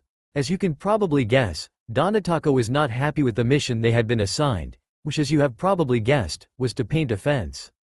Because in times of peace, we need this sort of mission to help build up the village's treasury, so by being hired for even minor chores, we are essentially preparing ourselves for war, Naruto stated as he finished his section and started to help Hannah on hers. "I was asking sensei, not you," the grass-haired boy shouted at his younger teammate. And yet Naruto is right. War is a very expensive business, so by building up the village's treasury by doing minor missions like this, we can afford to perform any repairs required to both the village and the transport networks that are damaged during conflict, Anko confirmed for the dead last. "Huh?" was all the least intelligent of the group could manage to say upon the simple explanation. "Just shut up and think of this as training," the trenchcoat-wearing Tokubetsu Jonin ordered upon realizing that the dumbest of her group would never understand it. How am I supposed to do that? Use your imagination, Baka," Hannah snapped, courtesy of her growing headache that was started by the grass-haired boy. "Oh come on, I just don't get why we have to do this shit instead of something proper," Donataka complained childishly. "It's because we are genin, the lowest of the low, only academy students are lower than us and they aren't even allowed to take missions," the young girl shouted in anger, causing the idiot to cower behind Anko, before she literally threw him back into the firing range. "Now just stop complaining and do some fucking work already." And with that, the grass-haired boy proceeded to shut his mouth and work like he was supposed to. "So, you're saying that Naruto has captured a couple of enemy ninja over the past year?" Hannah asked Anko as they sat at a table in a local dango stand with Naruto simply sitting silently. The trio had to admit that they were happy Donataka had chosen to go home for lunch, primarily because he had smelled horrible ever since Hannah yelled at him. "Yep," came the nonchalant response from the purple-haired woman as she happily munched on a stick of dango. "And you expect me to believe he wasn't taken out of the academy? Why? Trust me, I'd like to know that as well," the tan-coated woman admitted as the duo glanced at the blonde that was savoring the taste of his lunch, a childish smile on his whiskered face. If it wasn't for the armor he would have looked just like a normal child. "What?" was the only word to leave the blonde's mouth as he pondered why they were looking at him. "Nothing," both girls said at the same time before turning away from the young boy. "You know, I think you might have a couple of fangirls, but then again you did look surprisingly kawaii eating like that," Naruto heard in his head, easily dismissing what the kitsune said before his mind began to wander. "Sensei, what qualifications do I need to join the Hunter Corps?" the young boy suddenly asked, causing the purple-haired woman to turn towards him with a serious expression on her face for a change. "If you want to become a hunter nin then you will need to first reach Chunin, before handing in an application to the Anbu headquarters. If they believe you have the qualities they are looking for then you will be placed on a 6-month-long specialized training course, where you will be taught everything a hunter nin will ever need to know," Anko told him seriously, easily predicting the next question the blonde was going to ask. "What do I need to do to become a Chunin?" To become a Chunin, all you need to do is either pass the Chunin selection exam that is held twice a year, or perform well enough in the field for Hokage-sama to give you a promotion there and then. However, that second option only happens during wartime situations, so unless there is a war in the recent future, the chances are that you will have to pass the Chunin exams, she told him calmly before munching on another stick of dango. "I see. What do I need to do to be given a shot at the Chunin exams?" Sigh. If you want to participate in the Chunin exams, then the entire team will have to prove themselves before getting a recommendation from their sensei, so once you've got my recommendation, then you will be able to participate, Anko explained without any sign of amusement. "Let me guess, that'll take a while because of our other teammate," the spiky-haired blonde said with a hint of exasperation in his tone. Yep. Silence reigned as the trio proceeded to continue to eat. Arriving back at his apartment, Naruto couldn't help but let out a sigh as he dropped to his bed, thinking about the training session the team had after that first mission. Anko had decided that it would be nothing more than a hunt. Of course Naruto played the part of the hunter since that was what he was best at, though the others hadn't stood a chance against his superior skills, even if he didn't use any of his normal equipment. So all in all, the day had proven very boring for him, with the only highlight being the bear he killed before meeting his team. Speaking of which, he thought before getting up and making his way to the bathroom to prepare his trophy. His bathroom had changed slightly since he started hunting, in that the bathtub itself was stained a permanent crimson that Naruto couldn't clean no matter how hard he tried. He had thought about replacing it but decided that since he would just be using the new one for the same reason that it would be best if he simply left it alone. Besides, it wasn't as if he had anything against bathing in blood. Running some warm water, Naruto proceeded to unseal the skull and place it within the tub, before pulling out an ornate blade. The weapon was the color of bone and curved in a manner that made it perfect for peeling, while a series of seals were carved upon the material, giving it an intricate appearance. It was something he had specially crafted for preparing his trophies, its shape designed to make it harder to accidentally chip the skulls when removing the flesh. With his objective set, the armored blonde started his ritual preparation of his newest trophy. The next several months passed quite slowly for Team 4, as the group was forced to listen to Donotaka complain every day, before getting hunted by Naruto. The only time things were any different was when Anko decided to lock Hana and the dead last in Training Ground 44 for a week, though Naruto didn't join them and the only objective was to survive. Of course that week was even more boring for Naruto than normal due to not being allowed to enter his playground because of them. But he had to admit that their reactions upon exiting the forest were priceless, especially when they called the training ground an abattoir.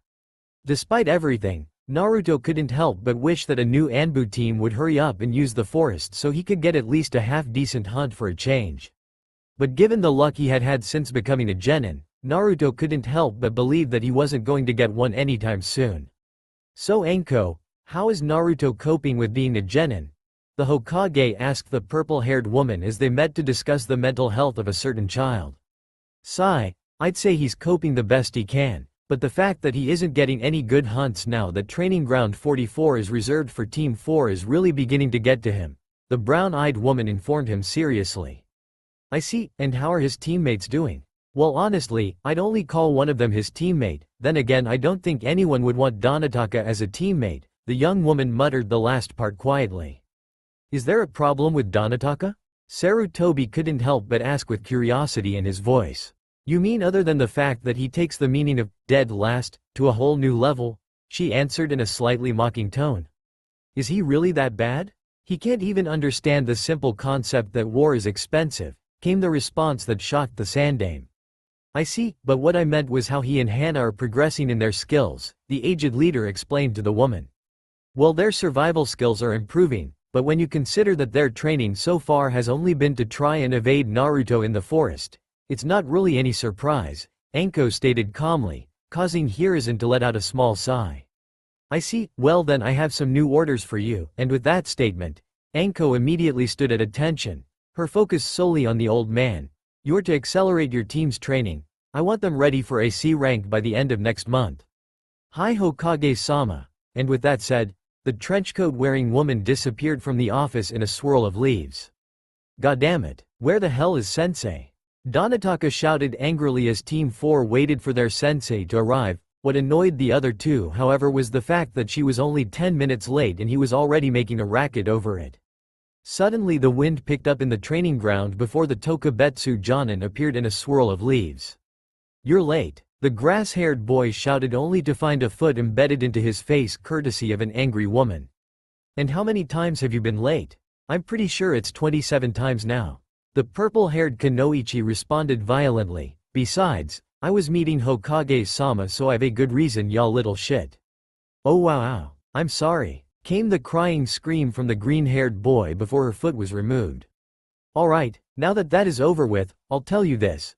Hokage-sama has given me new orders," and with that statement the rest of the team paid her extra attention, From now on I am to accelerate your training, so we'll start with a little chakra control.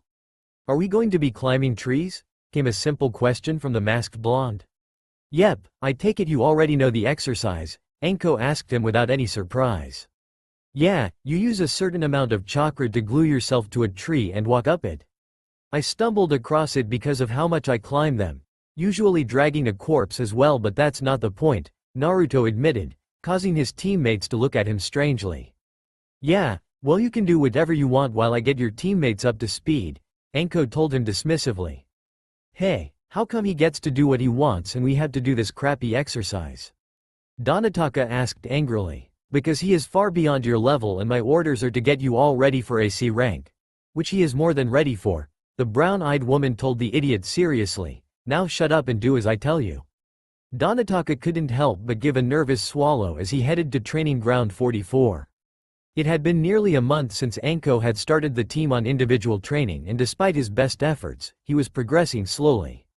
Hana was rapidly growing, learning the chakra control exercises in days when it took him weeks, which combined with the fact that she completely annihilated him in the area of taijutsu meant that her level was so far beyond his it was unreal. He had taken 3 full weeks to complete the 2 chakra control exercises they had been given, his lack of talent showing through. What annoyed him the most, however, was that they expected him to do better than what he was managing. Unlike Hana, he wasn't a member of a ninja clan, he was just a civilian that had chosen to become a ninja, and he was trying his best. Unfortunately, his best wasn't good enough for his teammates. Or rather, it wasn't good enough for his female teammates. Naruto didn't seem to care one way or another, but then again, whenever he saw the blonde without his mask, the look of being completely lost was always present on his face, making the green-haired boy wonder what he was missing. However, despite the fact he knew the blonde was missing something, he simply couldn't figure out what it was. He was a ninja now and had missions to occupy his day instead of the academy. So what was it the boy was missing? Finally letting out a sigh, he decided that it probably wasn't something he could help with anyway, and given what he had seen of the blonde, it was probably best if he didn't pry too much, or at all. Despite his immense nervousness at the idea of arriving at the training ground where his sensei would probably be waiting, he walked at a brisk pace. She scared him more if he was late than if he was on time. That was another thing that annoyed him. If he was late, Anko would beat him, but if Naruto was late, she would just wait and leave when he finally arrived. It was obvious she was playing favorites, but he didn't know who to talk to about it. Of course, he didn't know that the reason for that was that Naruto could humiliate her if she ever made him upset, and that everyone who knew the sort of things the blonde could do refused to annoy him for fear of having their skulls removed. Finally arriving at the training ground reserved for the team, he wasn't surprised to see the rest of the team waiting calmly. Immediately Anko took a look at one of the clocks mounted around the training ground before giving a small nod.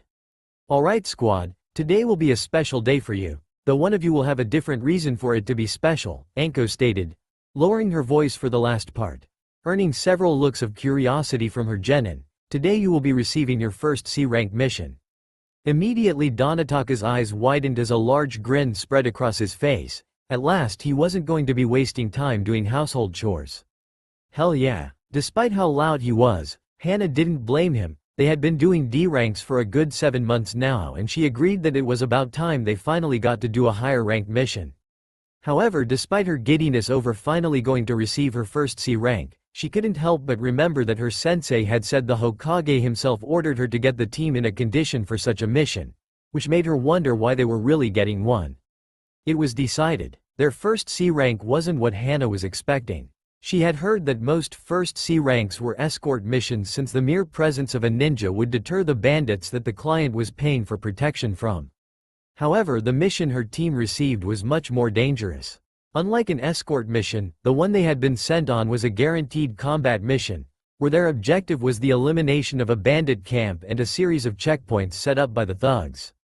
Despite the training she had been undergoing over the past month, she couldn't help but feel nervous as the group hopped through the trees, her eyes darting around to try and pick out her youngest teammate.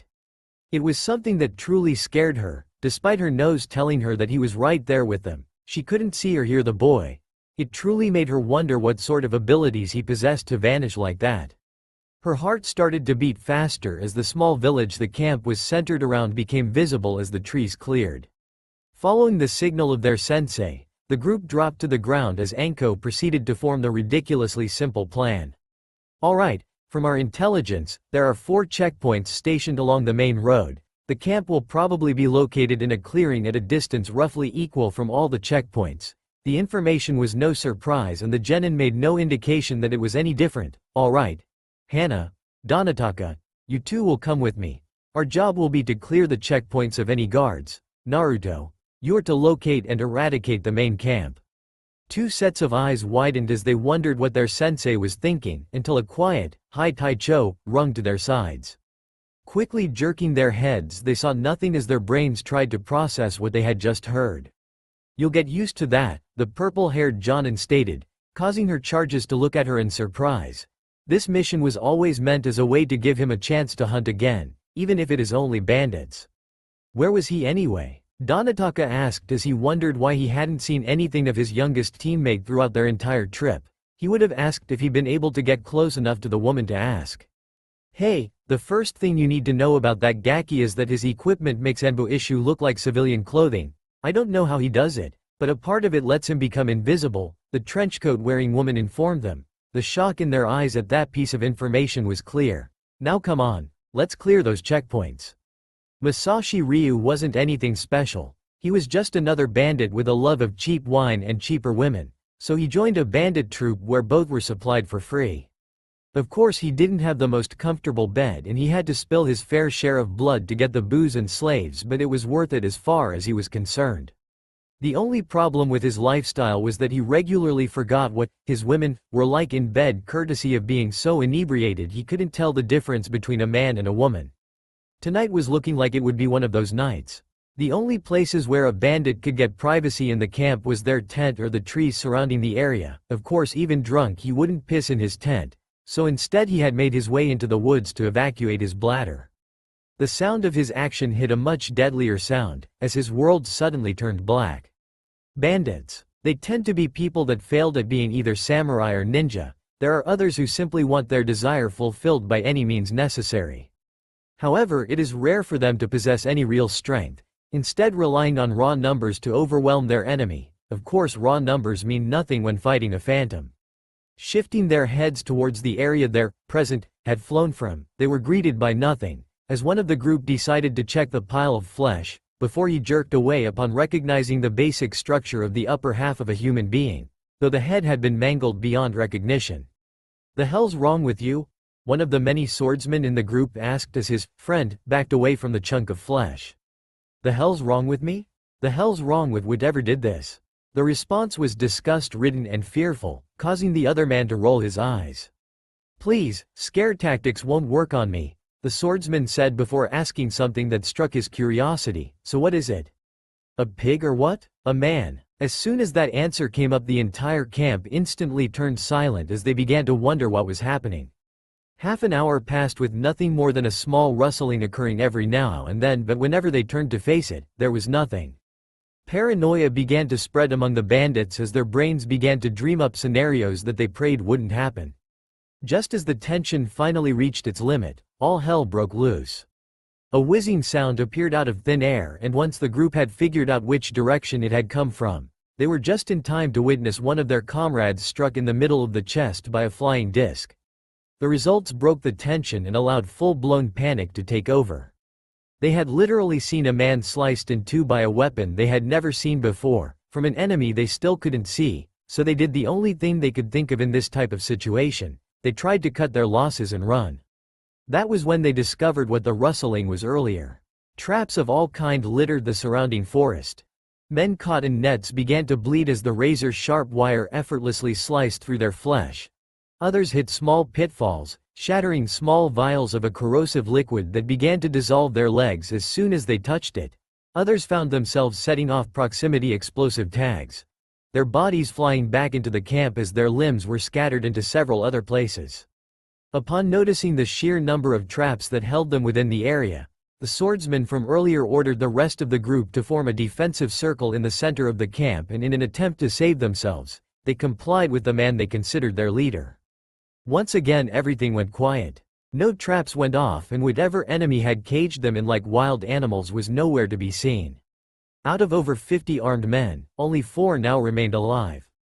The silence was deafening as the surviving bandits remained huddled together, their defensive perimeter allowing no blind spots as they tried to catch their enemy. Their eyes shifted constantly as they looked for any movement, none of them noticing a trio of red dots marking the next target. A white-hot ball of fire suddenly flew through the air, colliding with one of the defensive bandits, a stream burning straight through him as the ball burst in a concentrated line, penetrating even the man directly behind him, while the backs of the other 2 were scorched by the intense heat as it passed by.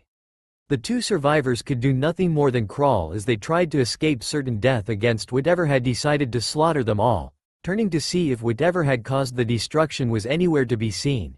His heart began to beat faster when the very air distorted before revealing a short humanoid wearing dark armor, several strange-looking pieces of equipment strapped to its body as it pulled out a small red tube, which it opened and poured a fluid over his last comrade. The pain-filled cries could be heard for miles as he witnessed the other man dissolve before his eyes under the destructive power of the liquid that was poured over him. The enslaved couldn't help but look on in fear. Unlike the bandits, they couldn't run even if they tried. Their shackles made sure of that. Their fear completely consumed them as they watched the demonic entity walk over to the bandits' leader before shoving his clawed hand into the man's back before an agonizing scream left their captor's lips as the monster before them tore upwards, taking several vertebrae and the man's skull in one go. Their fear increased even further as they witnessed the beast hang the skull on a large hook attached to its belt, before turning its attention to them. The enslaved women couldn't stop themselves from panicking as the armored figure calmly walked over to them, drawing an ornamental knife that was quickly surrounded by a colorless aura as it raised its hands to strike down at them. The pain they expected never came. Slowly opening their eyes, they saw something that shocked them to the core. The demon had cut their shackles. Their minds couldn't comprehend what was happening. The monster that had slaughtered the bandits had freed them.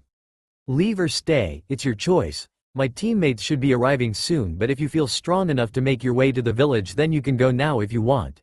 A heavily distorted voice came from the demon, the nature of it scaring the former captives as their eyes followed the stranger walking through the blood bath as he systematically dissolved the corpses after collecting any skulls that remained, placing each one on a hook like the leader's head. "So did you enjoy yourself, Gaki?" The women jerked their heads towards the new voice, revealing a trenchcoat-wearing woman with a Hite-8. That was when they finally realized what had happened. "Yes, I did, sensei," the distorted voice replied, causing the captive's eyes to widen in shock. The monster was just the student. If so, then how monstrous was the women to be capable of creating a monster like the one they had witnessed? However, confusion appeared within their minds when they saw the duo of children behind the women. Both looked like they were going to vomit at any moment, which in turn raised the question, did that woman actually make that monster? "You know, I wish you wouldn't do that all the time," Anko said calmly as Donataka and Hana finally regurgitated their lunch at the sight of their youngest teammate tearing the spine and skull out of a fallen foe, their bodies shaking in fear at the scene before them. "Do what? Take your trophies," the purple-haired woman responded, putting extra emphasis on the word trophies, as if to imply that she didn't really consider skulls a form of trophy. "What's wrong with my trophies?" Naruto asked, completely ignorant of other people's opinions on his collection. "They're the reason Hokage-sama made you see a psychiatrist," the tan-wearing woman stated bluntly, earning nothing more than a simple tilt of her charge's head in response. "Well, would you rather I took their skulls or yours?" Everyone couldn't help but look at the armored child as he asked that, as if to try and make them agree that taking the skulls was all right. "You're not going to listen to me, are you?" the older woman asked blankly. "I am listening to you. I just don't get what your problem is," and with a simple hand movement he dissolved the last of the corpses, his fluid easily drawing the attention of his teammates as it effortlessly consumed the flesh beneath it. Anko, however, was more interested in the production of the fluid. An easily transported liquid that could completely destroy a corpse was quite possibly one of the greatest pieces of technology the Hunter Corps could get their hands on. She had no misconceptions that the boy would give his technology away. The fact that it was so unique told her that he had either spent a fortune he didn't have on it, or he had developed it from scratch. Given that the child had no fortune to spend on anything, let alone advanced technology, she believed it was perfectly reasonable to think that the boy had made all his gear. Sure, she knew about the spring lock system used for his gauntlet being made by a blacksmith within the village walls, But the seals required to craft the technology he possessed was something on a completely different scale, and the amount of effort the child must have put in making them meant that it was highly likely that he would only ever pass his gear on to his family if he ever got one. However, she knew that the Hunter Corps would be the first to try and get their hands on his fluid, and she knew a way she could get the dissolvent into Anko, whether the blonde really wanted to part with it or not.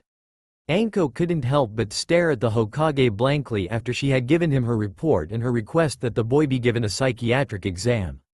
From what she had just heard, Naruto had already had an exam and was due another in about 3 months.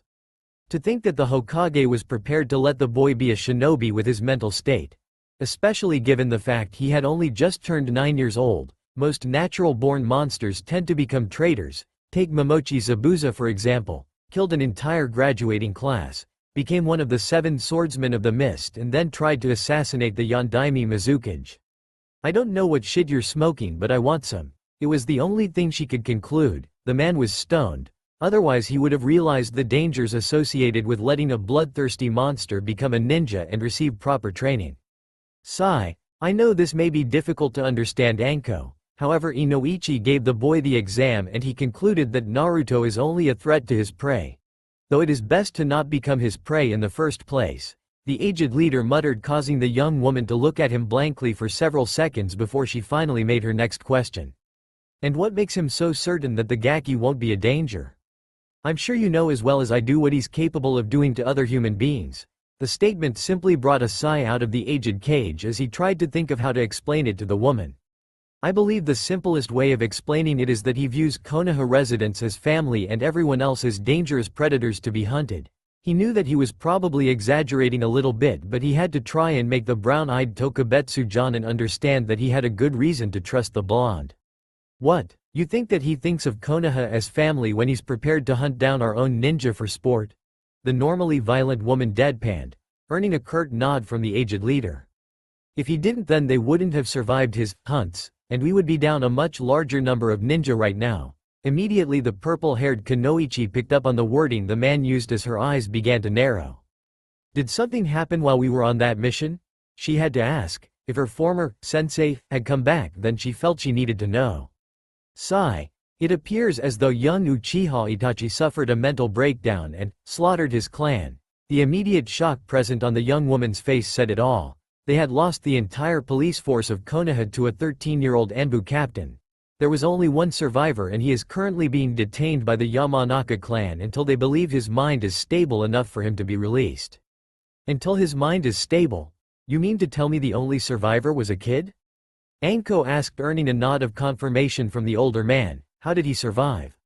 From what Inoichi has informed me, Itachi appears to have considered his brother not worth killing. The old man averted his eyes upon making his statement. He knew that Anko did not like those sorts of sentiments, her old sensei apparently discarding her because she wasn't good enough in his eyes. He could feel her intent to kill Raising as she was reminded of Orochimaru from that statement, and without a second thought he simply let her calm down in her own time. "Is that everything, Anko?" the aged leader asked once her hatred had died down, causing her to look at him, a hint of pain visible in her eyes. "Not quite. Can you call the headhunter? I want to have a word with him." Immediately the older man raised an eyebrow before accepting her request. Team 4 stood just outside Training Ground 44. Apparently Anko needed to speak with the Hokage about something and had decided to leave her youngest student in charge, for obvious reasons. Donataka was beginning to feel extremely uneasy, his body spontaneously shivering as he looked at the cold, hard eyes of the blonde hunter. His mask no longer donning his face as he stared intently at the older boy. "You are holding our team back, Donataka," the boy suddenly stated coldly, causing the boy to flinch slightly at the younger boy's statement. It wasn't as if he was trying to hold them back, he just lacked the talent or training they had. Naruto was known throughout the ninja ranks as the prodigy in fuenjutsu, possessing such a natural talent for the art that he had invented several unique and dangerous seals to upgrade his own equipment. Hana was one of the potential heirs of the Inuzuka clan and had been trained in the ways of a ninja since she could walk, if not before then, so she was advanced for her age. He on the other hand had joined the academy late, resulting in him learning to harness his chakra later than most other students, which in turn meant he had always had a more distant connection to it than the rest of the class. This was proven when he had taken an entire 2 weeks of non-stop practice to complete just the tree climbing exercise and another week to complete the water walking exercise. Because of his disconnection with his chakra, he had to put extra work in that area, which cut down on his physical conditioning and in turn made him the worst in the class at taijutsu. Honestly, the only reason he had managed to pass the graduation exam was because he had managed to salvage enough points on the written test to counterbalance his poor practical performances. He wasn't an egghead by any means, however he wasn't as stupid as he made himself out to be, or maybe he was. He had been playing the part of the clown for so long now that he didn't really know if he had actually become his mask. But he always found it easier to cope when they laughed at him instead of simply called him a failure for trying his best. But here he was being told by the one person he truly feared with all his being that he was holding the team back, and he knew that this boy wasn't to be taken lightly, having finally seen what he did to his victims.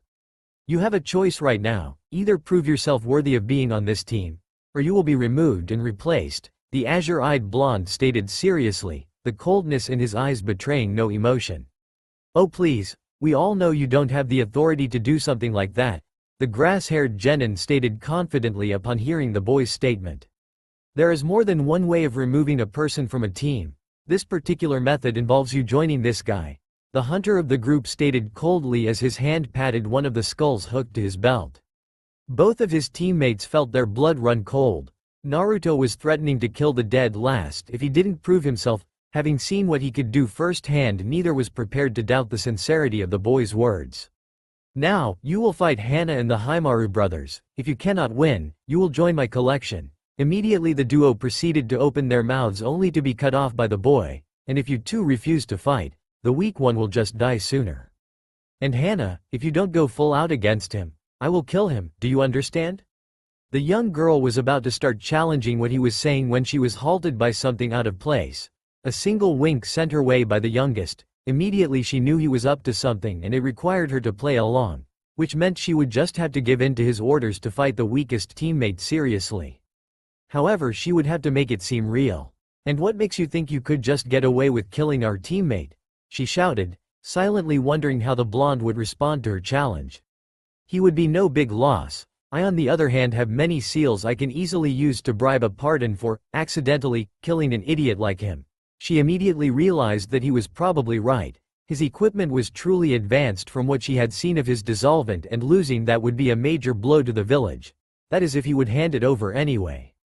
Listening into the blonde's words, Donataka couldn't help but sweat as the boy unsheathed his claws, the simple action showing that the boy wasn't just messing around as he made his next statement.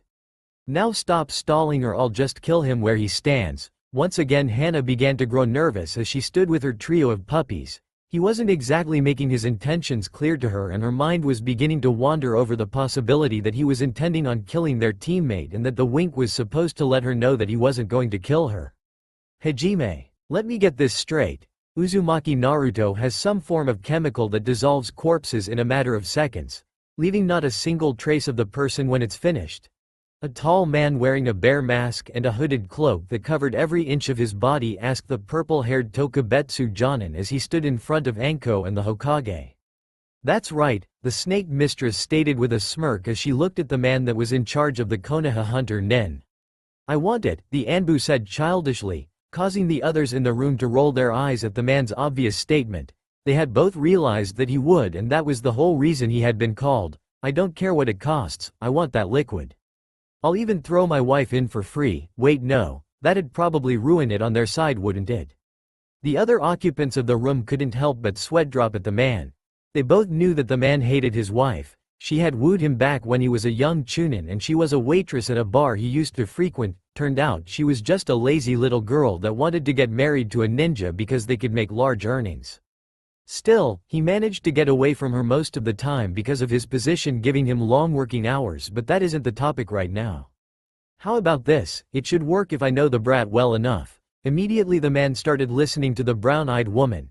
If there was a guaranteed way of getting his hands on this near-perfect disposal tool, then he would accept it. He wants to become a hunter nin when he gets promoted to chunin, so give him an ultimatum: either manufacture it for the core, let the division manufacture its own, or never be accepted to be a hunter nin. And what makes you think that'll work? What's stopping him from just deciding that he will continue as a normal ninja instead of becoming a hunter? The commanding hunter asked. He didn't see why such a suggestion would work. Because he's a hunter through and through. Given the choice of giving up his dissolvent and giving up hunting, I know which he'd choose, Anko responded. She was normally quite a good judge of character, outside of the total monsters that is. So should we call him then? The masked ninja asked, wanting to gain access to the destructive liquid as soon as possible. Not right now, I've given him a job he can't do with an adult around, the snake summoner stated seriously, causing the other members of the room to narrow their eyes at her. And what is this job, Anko-chan? The sandame asked cautiously. To see if Donataka is really as hopeless as he seems. Hana didn't know what to do. She thought she had been winning from the beginning, but now, she wasn't sure. Kneeling several feet in front of her was Donataka, a look of desperation on his face as he held a kunai to the neck of one of her ninkin. The puppy unable to do anything as its consciousness had been stripped from it courtesy of a stray explosive tag that her opponent had missed with earlier. He had told her to surrender, but given the circumstances she didn't know what to do. Would Naruto kill the grass-haired boy if she did? There were too many things making her uncertain of what to do right now. Donataka on the other hand was feeling even worse. He didn't want to have to threaten his teammate's comrade, but it was the only way he could see himself surviving right now, and even this wasn't guaranteed either. Before the situation could escalate, they were snapped out of their thoughts as a short blonde walked in between them before heading towards the village, prompting the pair to turn to face him, wondering what was going on. Congratulations, you passed. Immediately the pair of combatants blinked several times, their minds trying to understand exactly what was happening for the blonde to declare that the lawnhead had passed. Huh? You make it sound like some sort of official test. The weakest of the group shouted at the youngest before the hunter stopped in his tracks and turned to the other two. I pretty much was, Naruto stated blankly, causing both of the others to stare at him strangely. Sigh. Anko asked me to do it. She wanted to know if your written scores were actually worth something or if it was just a fluke you passed. The azure-eyed child stated calmly, causing the other two to look at him with looks of confusion. She wanted me to make you think you would die if you lost. We wanted to see if you were capable of showing some tactics when desperate or if you were a hopeless case. Why else do you think I set you up against Hana and the Haimaru siblings? A look of realization spread over the female genin's face before it was replaced with a scowl upon realizing exactly what the blonde had meant. Are you saying that you expected him to take one of them as a hostage? She asked him with a rare growl in her tone. It wasn't something she did often, and despite the fact the youngest knew it meant danger, he answered anyway. Yes, that was it. That single word made the young girl lunge at him, her nails enhanced into claws as she started to attack the blonde in anger. He had put her ninkin at risk and she did not like that one bit. Calmly pulling out a small disc with 4 leg-like protrusions, the blonde simply flicked it into the young girl's path, effortlessly sticking to her clothes before a sharp cackling was heard alongside a short burst of blue light. Hana didn't know what had happened, but she had just experienced an immense pain and been incapable of letting out a scream to it. Then to make matters even worse, she could no longer move as her body collapsed into a kneeling position. Occasionally her muscles would twitch, but that was all she could feel. Whatever the boy had done had rendered her completely defenseless. Donataka didn't know exactly what had happened, however he was almost certain it had involved Raiden chakra. It was about the only thing that made that color of light which he knew about, which was also backed up by the sound that had been made as well. Looking towards his teammates, he witnessed the whiskered genin plucking a piece of equipment from the girl's clothes before placing it back into one of the many seals lining his belt. A bit of advice, Hana, don't risk it. It was a very clear and simple message that was backed up by the boy's actions. He had disabled her in an instant. Killing her was no trouble for him, not that they needed reminding, especially now that they knew what sort of massacres he could cause. I will see you both tomorrow, for now, bye. And with those last words, the spiky-haired blonde walked back to the village, leaving his other teammates to stare at his back. Within the Hokage's office sat 3 individuals, the Hokage himself, the purple-haired woman known as Mitarashi Anko, and the masked man that led the Hunter Corps. Out of all of them, it was the Hunter Nin that was thinking the most. He didn't like the idea of forcing someone to give equipment to his division, but at the same time the piece of tech was too perfect for disposal for him to not try and get his hands on it.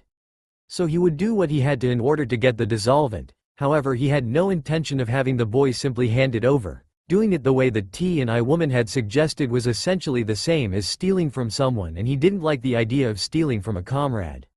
However, he did have his own ideas of what to try before resorting to such a tactic.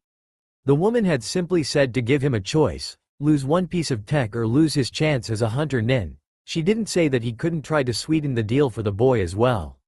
Suddenly a knock on the door broke the silence before the young blonde entered the room. He had been instructed to return once he had finished testing Donataka, so he wasn't surprised to see Anko in the room with the Hokage. However, the bare-masked Anbu caught his attention. He wasn't aware that there would be anyone else in the room with the old man and Anko. "You told me to come here when I was finished with Donataka, Anko-sensei," Naruto stated calmly once he had decided that the Anbu didn't matter. "Yeah, what are the results?" The purple-haired Tokubetsu Jonin responded seriously. If anything, she wanted to know if the boy was a hopeless case or if he at least had some sort of potential. He passed. Hearing this actually made the woman feel less happy than hearing that he had failed would have, because now it meant that she would have to work on the boy to try and bring out that potential instead of just let him die on a mission. "Well, that's good to know. Guess we'll just have to try and find his niche now, won't we?" Her words might have been nice, but no one in the room was fooled. They could tell that she would rather not have to deal with him. "So you're Uzumaki Naruto, huh?" "I was expecting someone taller," came an unfamiliar voice to the blonde, one that he assumed would belong to the bare-masked man given the distortion that covered it. "That's right, is that a problem?" the whiskered child asked, his mind wondering what this man wanted with him. "Naruto, allow me to introduce you to Kuma, the head of the Hunter Corps," the Hokage stated, earning pair of wide eyes from the boy before he turned his head to face the Anbu and gave a small bow to the man. "I'm sorry, I didn't know who you were and meant no disrespect," the boy stated, causing the man to stare at him, the child unable to see the blank look on his face at the boy's actions. It's not a problem, anyway. I've heard something interesting about you. Is it true that you have a liquid that can completely dissolve a corpse?" the hunter nin asked the boy, earning a small nod of confirmation from the child. "Are you prepared to sell it to us?" Suddenly the boy stiffened. It had taken him a long time just to figure out how to make that piece of tech, and in the end it was only because of Kyuubi that he had managed to create it. Was it really okay to sell it? "Hey, Kyuubi, what do you think of it? It's your chakra that makes it," the young boy asked the Biju in his head. "They want your specialized equipment. If you're going to say yes, then milk 'em for as much as you can. Why not a new home? Have them pay for a plot of land and building works. Make your own pyramid complete with a jungle as a garden, haha." He couldn't help but notice the mirth present in the fox's voice as it began to laugh at the idea of these shinobi seeing the plans for such a completely different architectural style. The adults in the room began to feel a little uneasy as the boy remained silent, lost in his thoughts. In the end he made his decision. He needed to get a bigger place for all his trophies anyway. "I'll supply you with my dissolvent under a few conditions," the boy stated calmly, causing the adults to listen carefully. They didn't expect him to agree at all, but if he had conditions, then it would be interesting to see what sort of conditions he wanted. "First of all, I want guaranteed entry into the Hunter Corps as soon as I reach Chunin. Secondly, I will not share anything else with you," the boy started, earning nods of acceptance from the adults. 3. I want training ground 43 and 44 to be signed over to me. Now that condition made the group splutter a little. The child wanted 2 training fields, including the one they usually hosted the Chunin exams in. "I also want building permission for training ground 43 and all materials and building work paid for until it is complete." Silence reigned in the room as the adults processed the child's conditions. All in all, it wasn't as much as it sounded. Since they already owned both of the training grounds, it meant that they wouldn't be spending any money on them. Plus, getting the materials for buildings was cheap and easy, and building work wouldn't be particularly expensive either. The problem was that he wanted training ground 44 in particular. It was a dangerous place, the trees were massive and the animals were fierce. That was why it was perfect as the second stage of the Chunin exams when they were held in Konoha. The aged leader decided to ask the child exactly why he wanted that training field in particular. "May I ask why you want training ground 44 in particular?" "It has the most trees." The simple explanation caused the adults to look at him blankly, their minds trying to figure out exactly why the boy wanted a training ground with lots of trees. "May I ask exactly why you want a training ground with lots of trees?" the aged leader asked the child. wondering exactly what was going through the boy's head. "Well, it's the best sort of training ground to learn how to hunt," the blue-eyed child stated simply, causing confusion to spread through the room. The child hunted Anko. Why did he want a training field to learn how to hunt? "I'm sorry, Naruto-kun. But why do you want to learn how to hunt when you've been doing it for so long already?" It just didn't make sense in the Hokage's eyes. The boy was already the most dangerous predator in Konoha. Why would he need to learn something he was already a master of?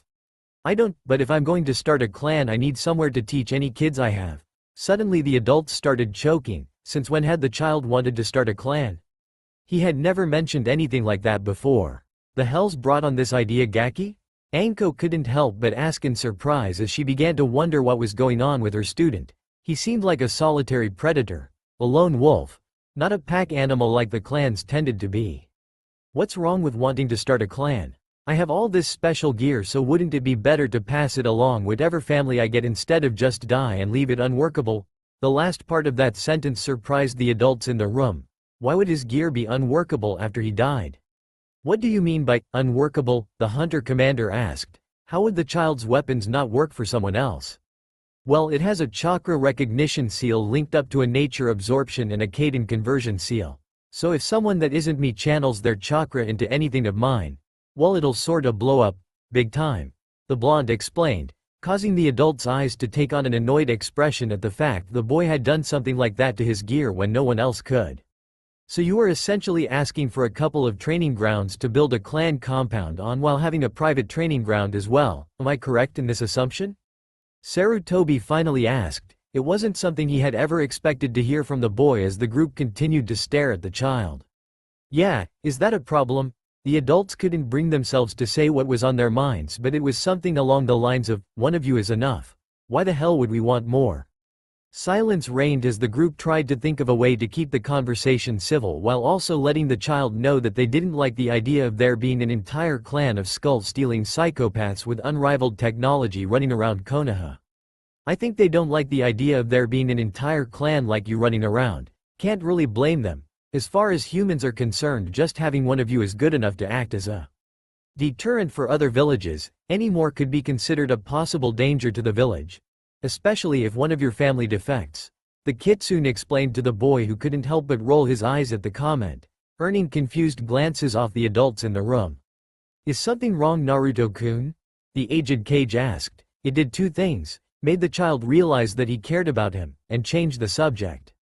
"No, Kyubi just explained what your problem is with me." Immediately the room was put on edge. They didn't know the child had been in contact with the fox, and the fact that it seemed to be talking to him now was not what they would consider a good situation. "Naruto-kun, please tell me you don't listen to what the fox says," Hiruzen asked. He didn't know what the Biju told the boy, however he was certain that whatever it was doing would be an attempt to trick the child. "I don't listen to what the fox says," Naruto stated blankly, causing the adults to look at him with twitching eyes. "You know, if you're going to lie, at least try and be convincing," Anko stated, earning a blank look off the child. "I just told him what he told me to tell him," the child stated bluntly, causing the group to get the urge to strangle the kid, though they managed to hold themselves back. "Would you please tell me why you are prepared to listen to the beast that attacked our village when you were born?" The question was simple, and despite everything, the blonde couldn't really see what their problem was. Konoha had attacked its fair share of villages, so why act so hostile towards a being made of chakra that attacked the village? "Because it hasn't given me anything to doubt it yet. Plus we have an arrangement that suits both of us," the blonde stated calmly, causing the older individuals in the room to widen their eyes at that bit of information. It seemed almost completely insane that the boy would make an arrangement with the Kyubi full stop, let alone one that benefited the fox. "And what exactly does this arrangement involve?" Kuma asked with a hint of curiosity in his voice. The simple fact that they were still alive indicated that this arrangement currently caused no harm to them, which made him wonder exactly how it benefited the Biju. "In exchange for its chakra on demand, I make it stay in the seal more comfortable." The adults began to wonder exactly what the boy wanted the demon's chakra for. From what they had seen, the child was more than capable of killing entire teams of Anbu without it, so what was the point in having access to it? "Naruto, do you even use the Kyubi's chakra?" the aged leader asked. From what Anko's report had said, she had not felt any malicious intent that would have been felt if the Kyubi's seal had started to weaken, so that meant the boy hadn't used it to kill those bandits. Yes, it is the main ingredient of my dissolvent. Suddenly the more experienced ninja froze. The boy had essentially just said that he was the only person in Hai no Kuni that could make his dissolvent, and even more importantly, that it was possible the only use he had for the beast's chakra was to dispose of corpses. Would you look at that? It seems like they never even considered that your little toy was made using my chakra. They seem pretty foolish to me, the kitsune said from behind its cage, greatly enjoying the expressions on the two visible faces. The hunter Nin, however, was beginning to wonder exactly how the child made the dissolvent. He was aware that the fox's chakra was corrosive, but it was closer to being a gas and wasn't as corrosive as Anko made it out to be, so how did it work?